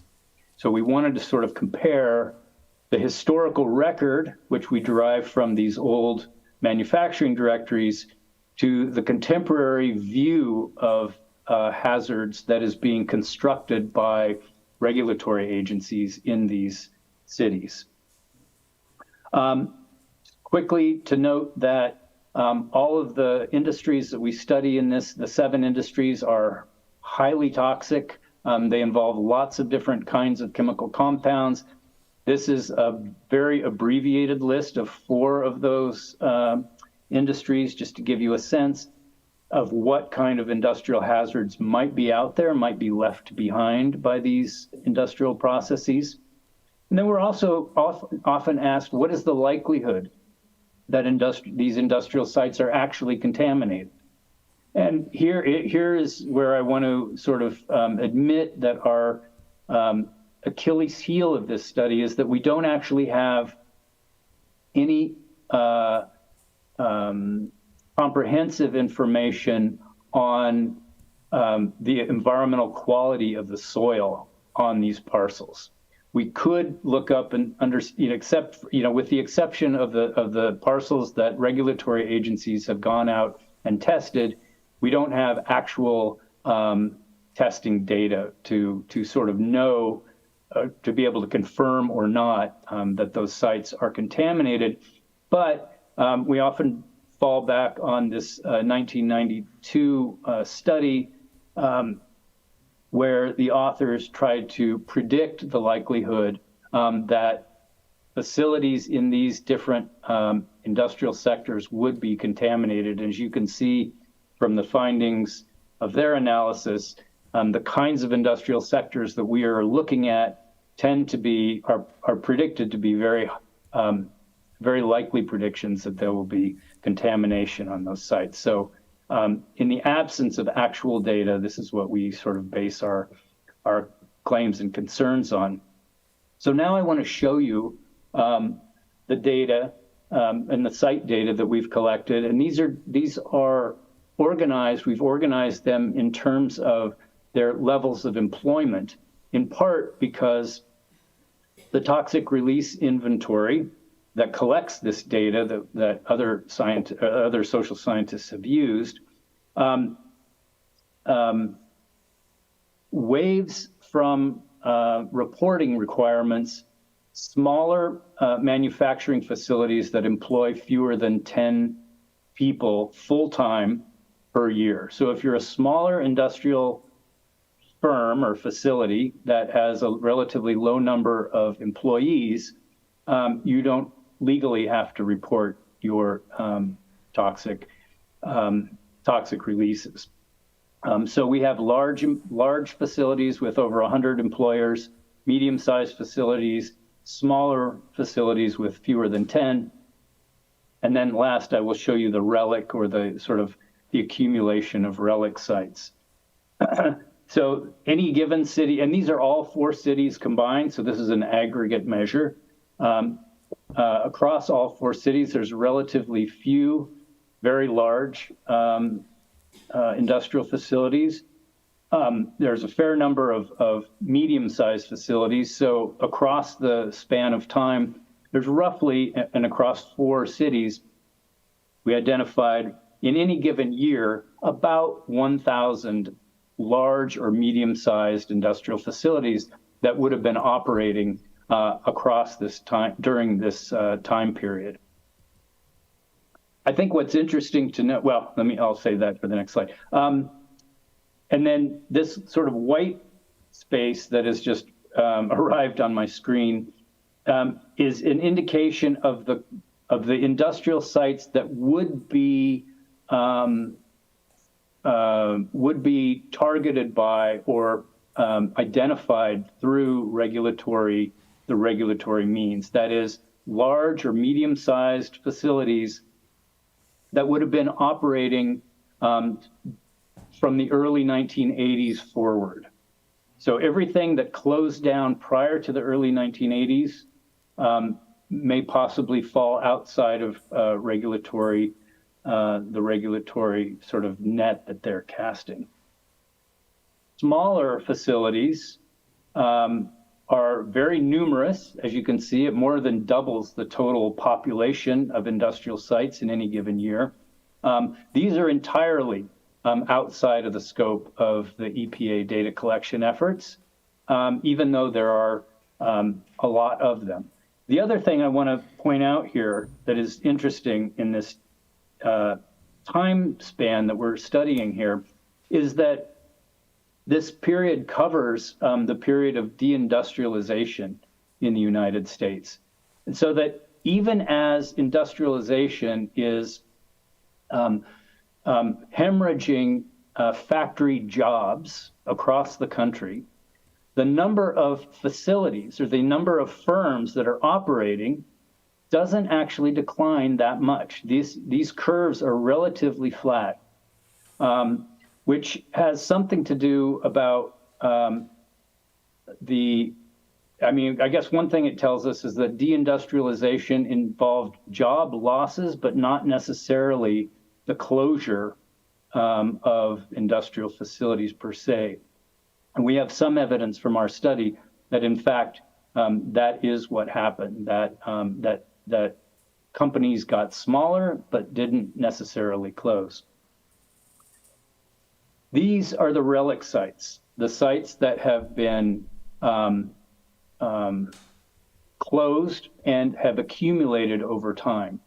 And the reason that the interesting thing about this graph for me is that the slope of the relic site curve, which is to say that about 80% of ever historically existing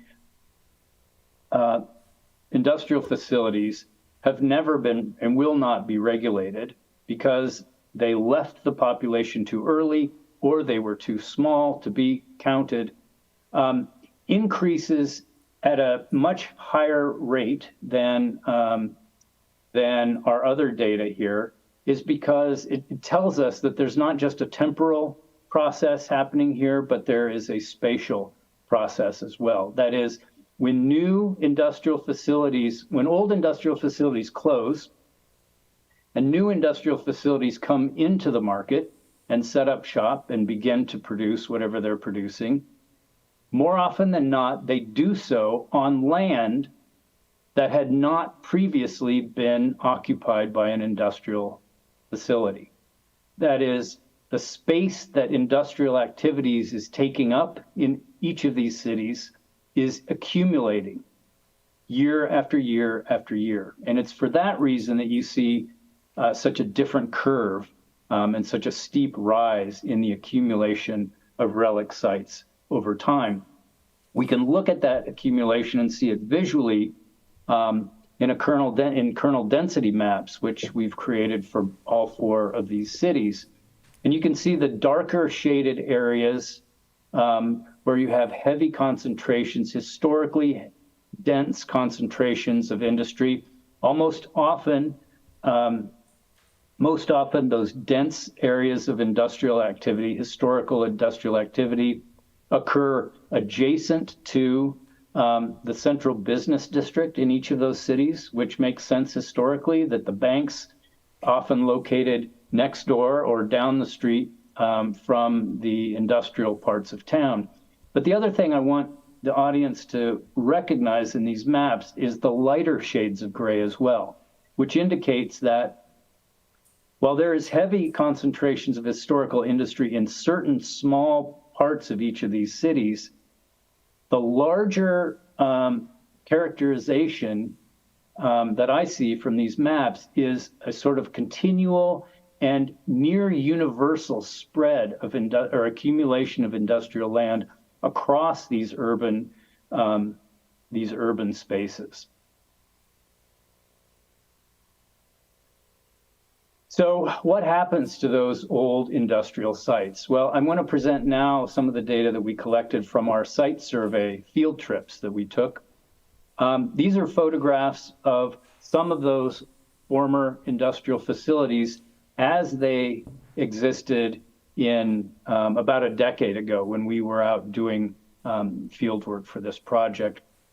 And you'll note that one photograph, the one on the top right, is there's a no trespassing sign, a barbed wire fence, keeping people out with a sign that says Superfund site, and which identifies this site as a recognized, highly contaminated area that they want people to keep out of. But all of the other sites photographed here are of something else. A parking lot. This is the New Orleans Levee District. This is a government building in New Orleans. There's a child care center. There's a convention center, condominiums, stores, gardens, shops, and the like, suggesting that relic industrial sites become invisible often very quickly after they close their doors. And the question that we ask here, and I guess the question that sort of feeds back into my earlier work on ignorance, which Jose mentioned in my introduction, is, what happens to these with these sites when the industrial activities stop and urban development creates a churning process that turns and transforms those sites into some other kind of commercial or residential or other kinds of activity. And so here's simply a chart showing what those relic sites in our database became over time. Remember, here we're looking at about 400 surveys, so roughly 100 randomly sampled sites in each of our 4 cities. Continued hazardous industrial activities is indicated in the light blue shading on the far left of the graph. And you can see that while in Portland, a little over 20% of those earlier industrial areas continue to be used for industrial purposes, the vast majority of land use following an industrial occupation of a parcel is into something else. Some of those lands become vacant or abandoned lots. Many of them are used for other commercial purposes, but non-hazardous, non-industrial commercial purposes. We saw restaurants and grocery stores and shops of all sorts. Some of them become housing. Others used parks, green spaces, government buildings. Churches were not an uncommon use for some of the sites that we found along the way as well. So industrial sites have a tendency to release contaminants on land and then disappear. And the question is next is sort of how do regulatory agencies map this disappearing act? So to get at the question of how regulatory agencies, whether regulatory agencies are able to monitor the historical industrial land uses in their cities, we calculated the total number of sites that were listed on agency hazardous site lists. And you see those in the first column. There was a little over 900 of these on a list for Minneapolis. New Orleans, very puzzlingly, listed only 24 industrial sites, which says a lot more about their regulatory agency than about the industrial history of that city. There were over 1,000 in Philadelphia, close to 1,000 in Portland, sizable numbers. The next column is the historically existing industrial sites that we identified through our data collection in the manufacturing directories. And you can see that in every case, there are double or triple or sometimes exponentially more historically existing hazardous land uses than what the government is tracking. In the third column, you see that is the level of overlap. We ran a computational program that tried to match geolocation between the regulated agency sites and our historical industrial site database. And we took a very conservative approach in matching these. It's very difficult to match geo coordinates. And so we decided that if a site appears on the same block, the same city block as a regulated site, we would call that a match. And so we use this very conservative measure, sort of spatially loose, but I guess organizationally conservative measure of a match. And the last column in this slide, you see the actual percentage of sites that are in our database that we know historically to have existed in these cities at some point in time, and the number of those historically existing sites that regulatory agencies have actually identified and know about. Then we get to this question about environmental inequality. And so through the lens of regulatory agencies, we wanted to know what are the characteristics of these sites that would predict whether a regulatory agency is paying attention or not.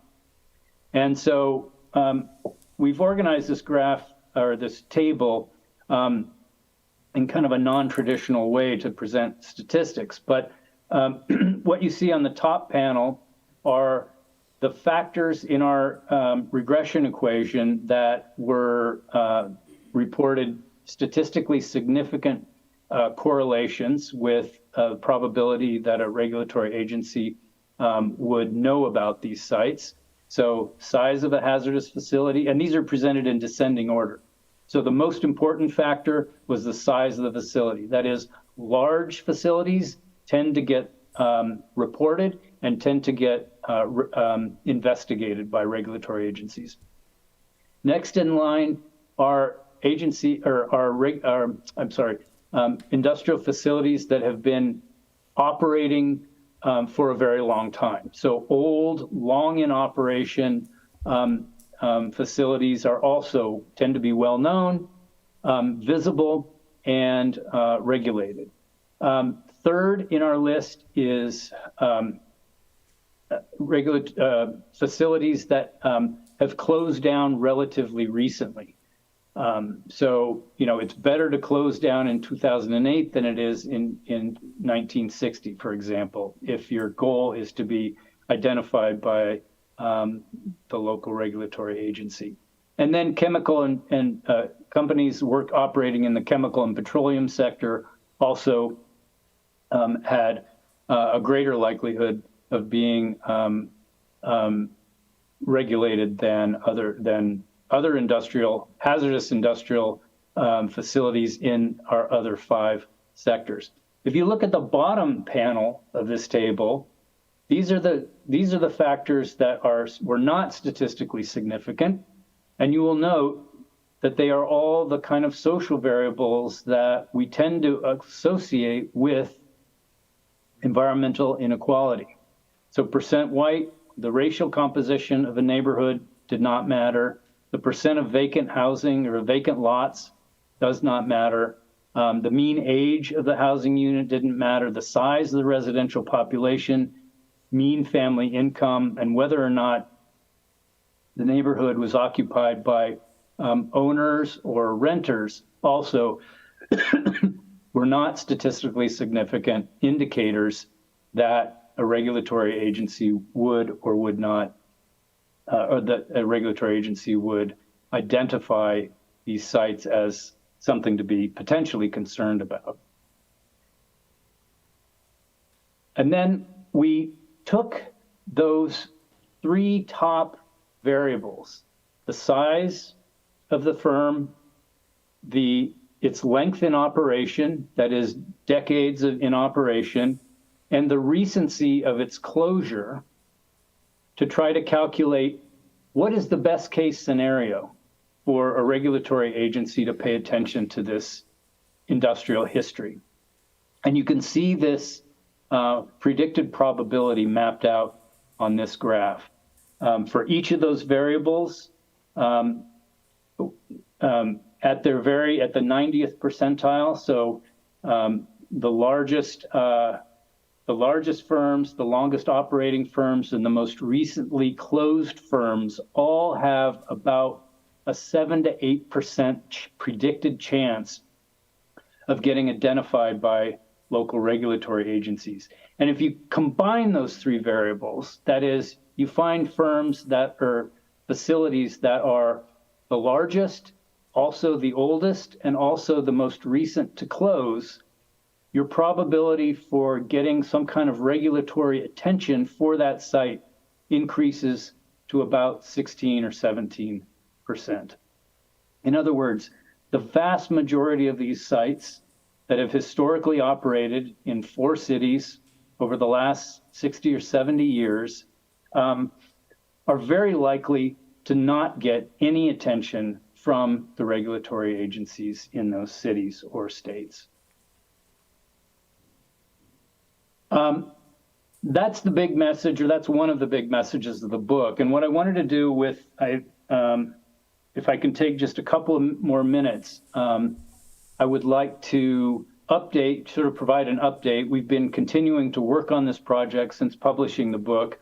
And I just want to provide a very quick overview of a new study that we published last year in Environmental Research, the journal Environmental Research Letters, which combines this historical industrial site data with predictive measures of future flood risk in the context of climate change. Remember, I said at the outset that the cities we selected were all on large rivers and were river port cities. That means that those places, those cities, are at some increased risk for flooding in the context of climate change. And so you see those 4 cities here as assessed by data from flood prediction data by a company that was formed a few years ago called First Street Foundation. We were able to get access to their flood prediction data and combine that with our historical site data to try to make some sense of how the past might inhabit or haunt the future.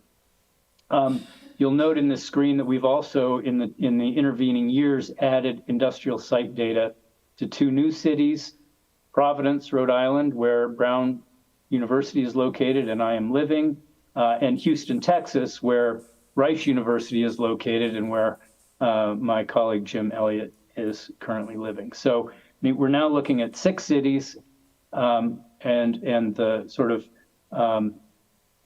the paper asks about past industrial activity, future flood risk, and the contemporary composition of people living in those flood-prone areas. I'll keep this very short. The study asks 3 basic questions. How many flood-prone relic or former industrial sites are there in our data? How many people live near those flood-prone sites? And who lives near those flood-prone sites? That is, do we get a sense of the racial and economic and composition of the neighborhoods that are near those former facilities that are now, and increasingly in the next 20, 30 years, increasingly at risk for flooding? And I just want to sort of point out, if it's not obvious, that the reason this matters is because chemical contaminants that are ecologically persistent and remain in the soil can easily get remobilized during flood events. As water tables rise, as soils are saturated, the movement and transport of chemical contaminants through flooding is a known and increasingly serious problem. And our findings were pretty stark, I think, and pretty clear, very clear. We identified over 6,000 flood-prone relic sites in those now 6 cities. We estimate that those floods, should they come, will impact, somewhere over 500,000 people and around 300,000 residential properties. And when we asked the third question about who is living near those sites, we found that people occupying those neighborhoods today are disproportionately folks representing socially marginalized groups, both in terms of minority status, rental housing status, and lower income people. So the implications from that study, we can talk about this a little bit in the Q&A as well if you want. We suggest that, and this really goes back to our first book, that environmental policy in the United States really needs to rethink how it assesses risk from former industrial activities. Currently, the laws in the United States place all of the sort of operate along on a case-by-case basis where cases are identified by property boundaries. So private property law defines what is a case. And as we've shown in those maps that I described earlier, this is not a case-by-case problem. It is a systemic problem that carpets our cities. And so the risk assessment and hazard assessment that is standardized practice in the United States does not consider the scale or scope of the problem. And in some ways, as we argue in the book, the regulatory regime sort of governing environmental industrial risk is actually creating the conditions for those problems to continue to compound and accumulate. A second implication is that if we want to reduce the risk of recontamination of neighborhoods in the future, we need to look to the past, pay attention to that history, and clean up those sites now rather than wait for the floods to repurpose them and remobilize them around. And that would mean, third, remediating contaminated sites as if nature mattered. Right now, remediation guidelines in the United States are primarily focused on public health risk. And so if there is a plume of contamination that will be expensive to sort of dig out and take care of responsibly, the common practice is to simply pave over or put some geotextile fabric down and put some topsoil down and cover it up. And that may temporarily protect people from getting exposed to those contaminants as they walk past those sites. But it does nothing to protect the ecosystems that underlie our cities. And as water tables are pushed up into those contaminant plumes from below, we risk, there's more risks to our to water pollution and the like. So we've called on regulatory agencies to try to think more ecologically and a little less economically as they consider the challenges of remediation. Okay, that's it. That's what I have today. I thank you for your attention. I'm happy to ask any or try to answer any questions you may have. Thank you.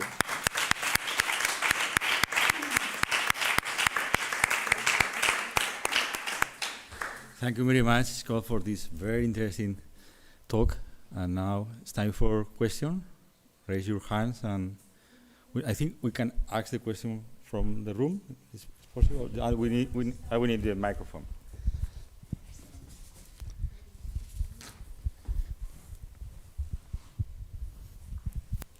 Lucia. Hi, you hear me well? I can, yes, thank you. Thanks for this very interesting presentation and the work you've been doing. And as you were presenting this last part about the floodings, I was kind of hoping that you were going to say that because of the floodings, the chemicals might move to more richer areas.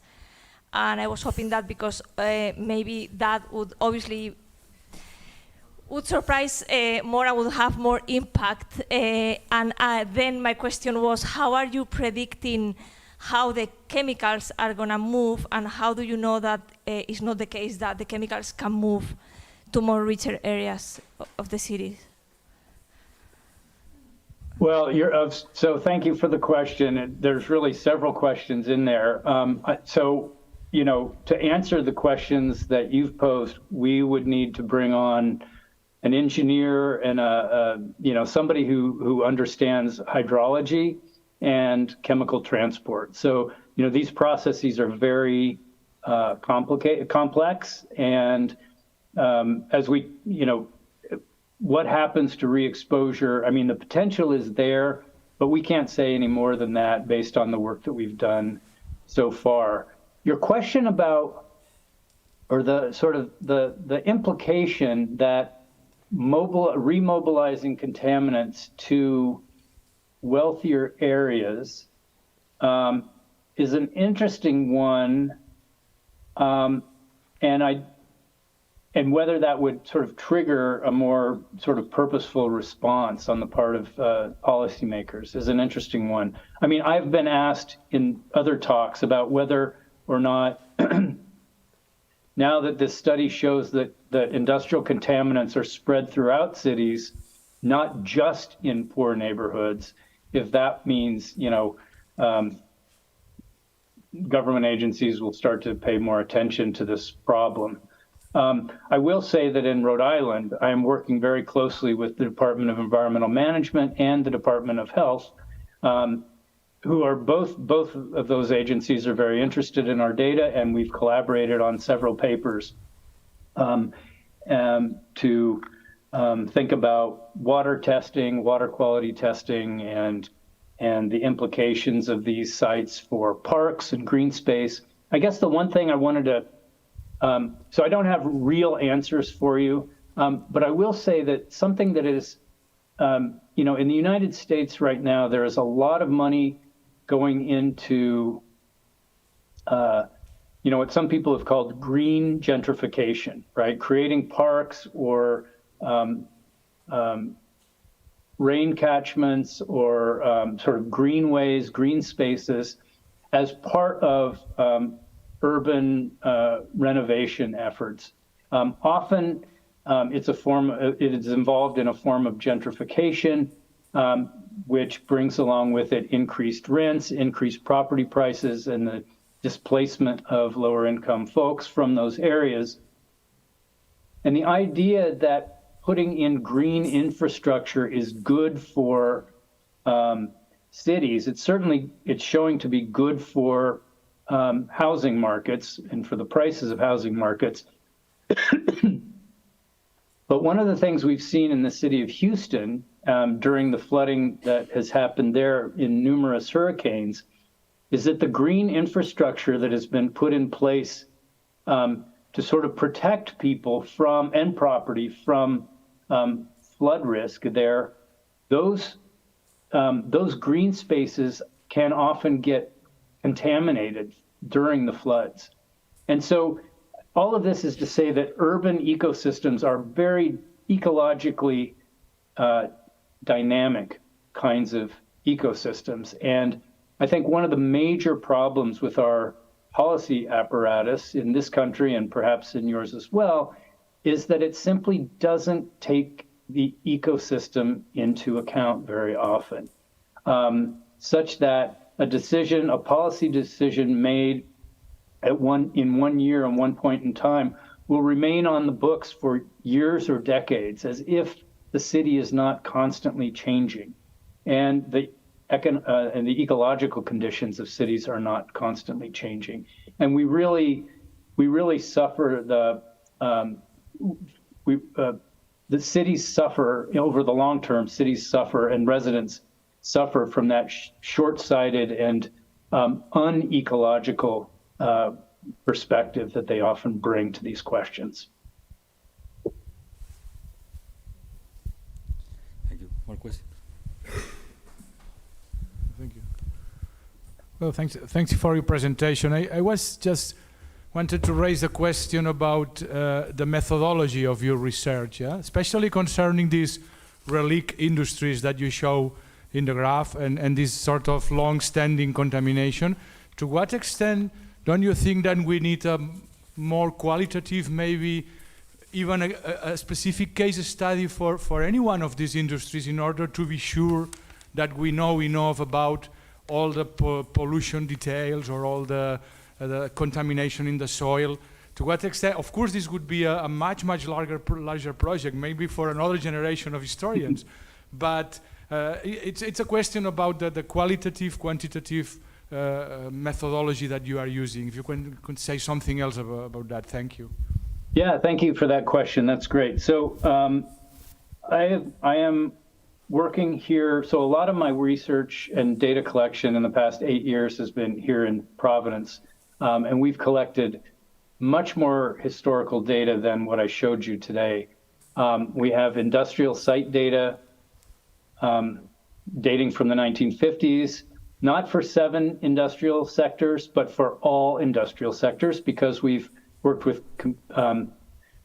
computer scientists to develop algorithms and computational pipelines to automate the data extraction process. So we can collect all of the information for all of the sites in all of the directories. So we've done that. We've also done a similar process with city directories, telephone directories, because we were interested in capturing historical, the presence and location of historical retail hazardous sites, places like gas stations, gasoline stations, or auto repair shops, or pesticide agent businesses, or paint stores, turpentine stores, places that would store large quantities of hazardous materials for the service work that they do. And from that project, we've discovered, hundreds of former gas stations in the city that no longer exist. Similar with auto repair shops, and dry cleaners are another category of key retail site that constitutes hazardous land uses. But in addition to that, we've collected historical data on parks and playgrounds going back 100 years. So we can look and see how parks have appeared and disappeared over time across the city in relation to highway and rail infrastructure, for example.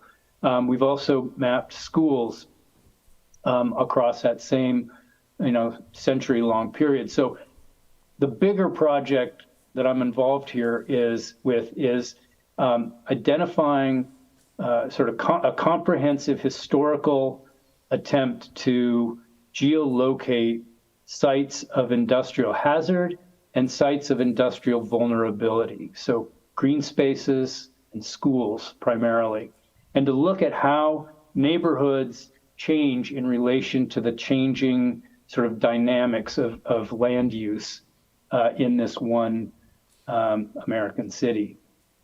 The question about qualitative work looms very large over this project. And I've been thinking about for a long time and beginning to have conversations with people here at Brown University, but also in the city government, and with a couple of NGOs as well, about how to bring this information to the public in a way that would spur interest in what we might call public environmental history. I've got a paper that I have, a working paper that I wrote last year. I haven't published it yet, where I talk about parcel history, that each one of these sites represents, has its own environmental history that needs to be told. And it's a patchwork history, and one person could never do it all. But we're trying to figure out ways to motivate folks in the community to become interested in these places and do something with the data that we've collected.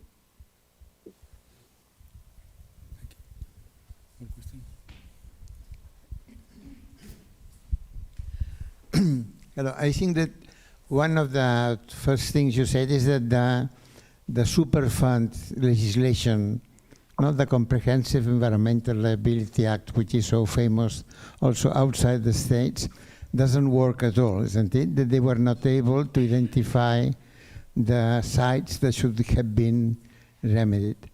Well, this could be seen, accepting all your data, could be seen as a failure also of public local environmentalism, despite the fact that Brown University is a place where the idea of popular epidemiology was born, isn't it, by Philip Brown? Yeah, but there is not enough of this, or at least perhaps it's what you say, that the question is not human health epidemiology, the question is also the ecology, isn't it? The natural ecology. But would this failure of the Comprehensive Environmental Liability Act not be a reason to change it and say it has to be failed? Many of the sites have not been identified, whether the people have not complained or perhaps because of them are too small or because of the changes in the cities. And how would you change if it is true that the law should be changed, and how should be changed? Yeah, so I do think the law should be changed, and I sort of implied that in my last slide about implications, that the laws are written to govern hazardous waste on individual sites, and regulatory agencies, first of all, regulatory agencies don't have people on their staffs who do historical site identification work like we did. What we did is, anybody could do the kind of work we did if they had time and energy and interest in doing it. So it's not like we're, doing something that other people couldn't replicate. In fact, we have an appendix in the back of the book that tells people how to do this if they want to sort of replicate the study or just investigate what's going on in their own city or their neighborhood. But I think the real problem lies in federal and state legislatures, where investigations generally occur when a piece of property is put up for sale on a real estate market.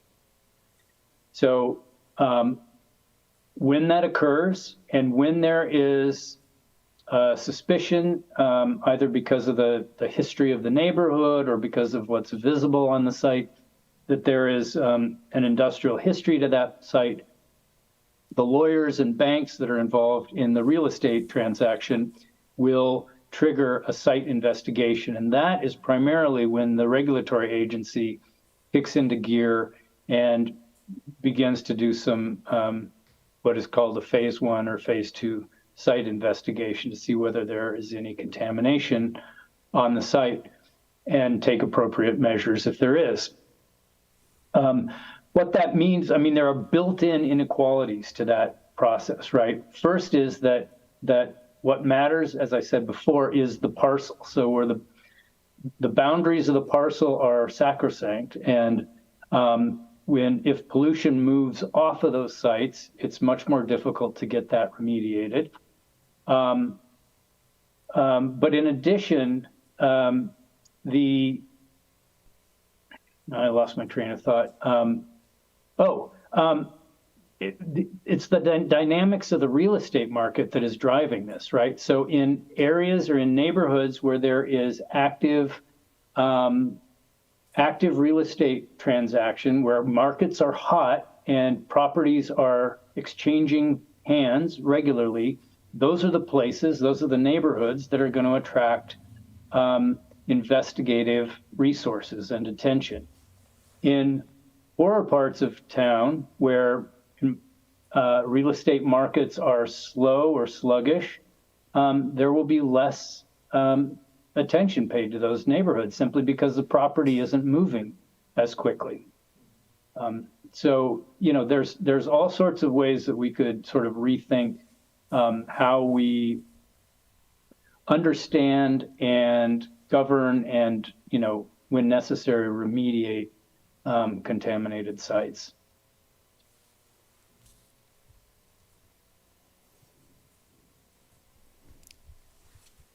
More questions?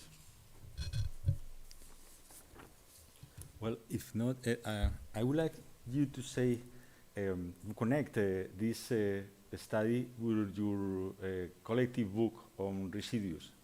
In which sense this case is similar to other toxic problems with all these 5 categories you discuss in the book, reversibility, slippery, unruly, and all these features apply for this case or not?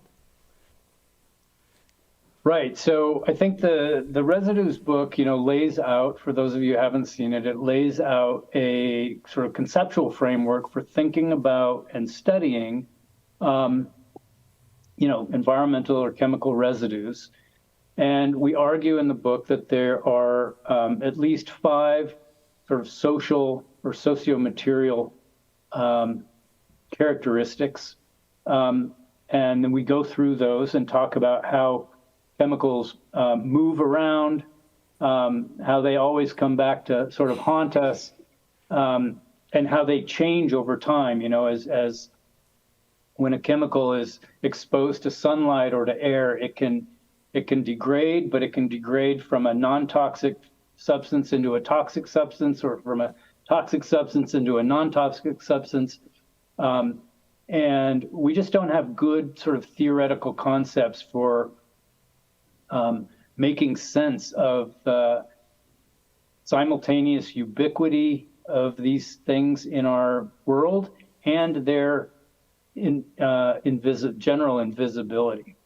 We are all bombarded with chemical residues on a daily basis, and very few people actually stop to consider what that means or think about it. So the book is sort of a attempt to treat chemicals from a theoretical perspective.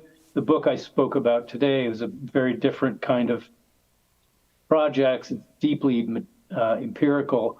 And, there are some clear, in many ways, the book I presented today informed my thinking and our thinking as we collectively wrote about residues.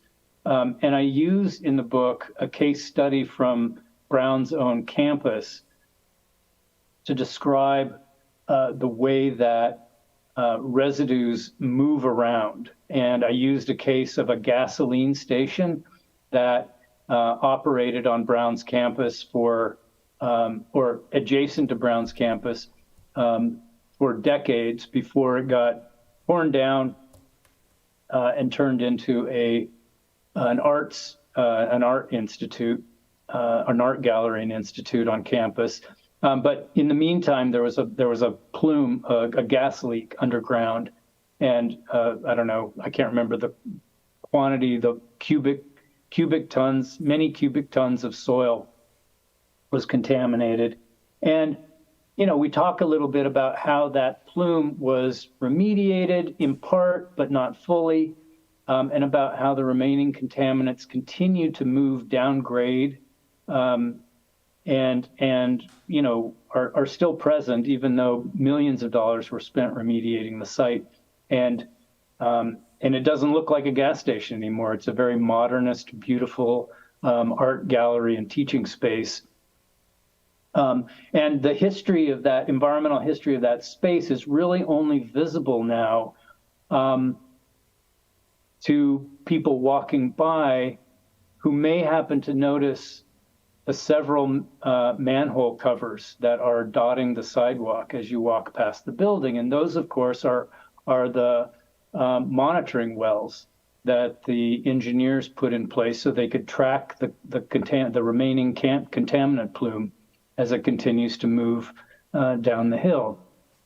And so, that's one way in which these two studies connect, but I think there are many. Thank you. Thank you very much. I don't know if there is any other question. If not, perhaps it's time to close the session. Thank you again, Scott Frickel, for this excellent discussion, this excellent talk. Thank you very much. Thanks for having me, everybody. I appreciate your questions. Have a great day.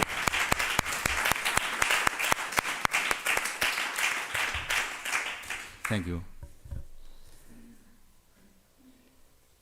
Molt bé, estem ja en el temps, suposo, de tancar la sessió, no? No sé si voleu indicar alguna qüestió més de cara a demà, alguna qüestió organitzativa. Endavant.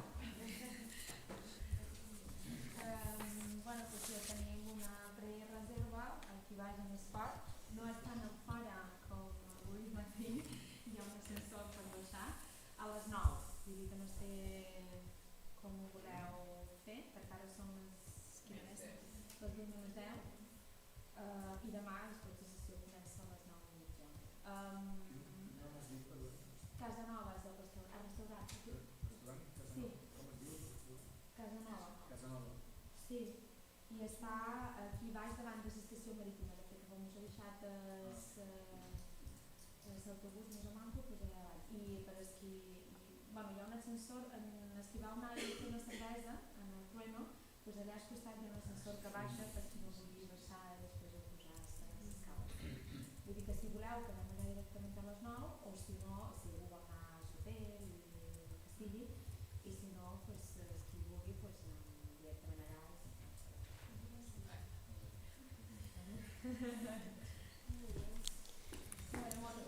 Moltes gràcies.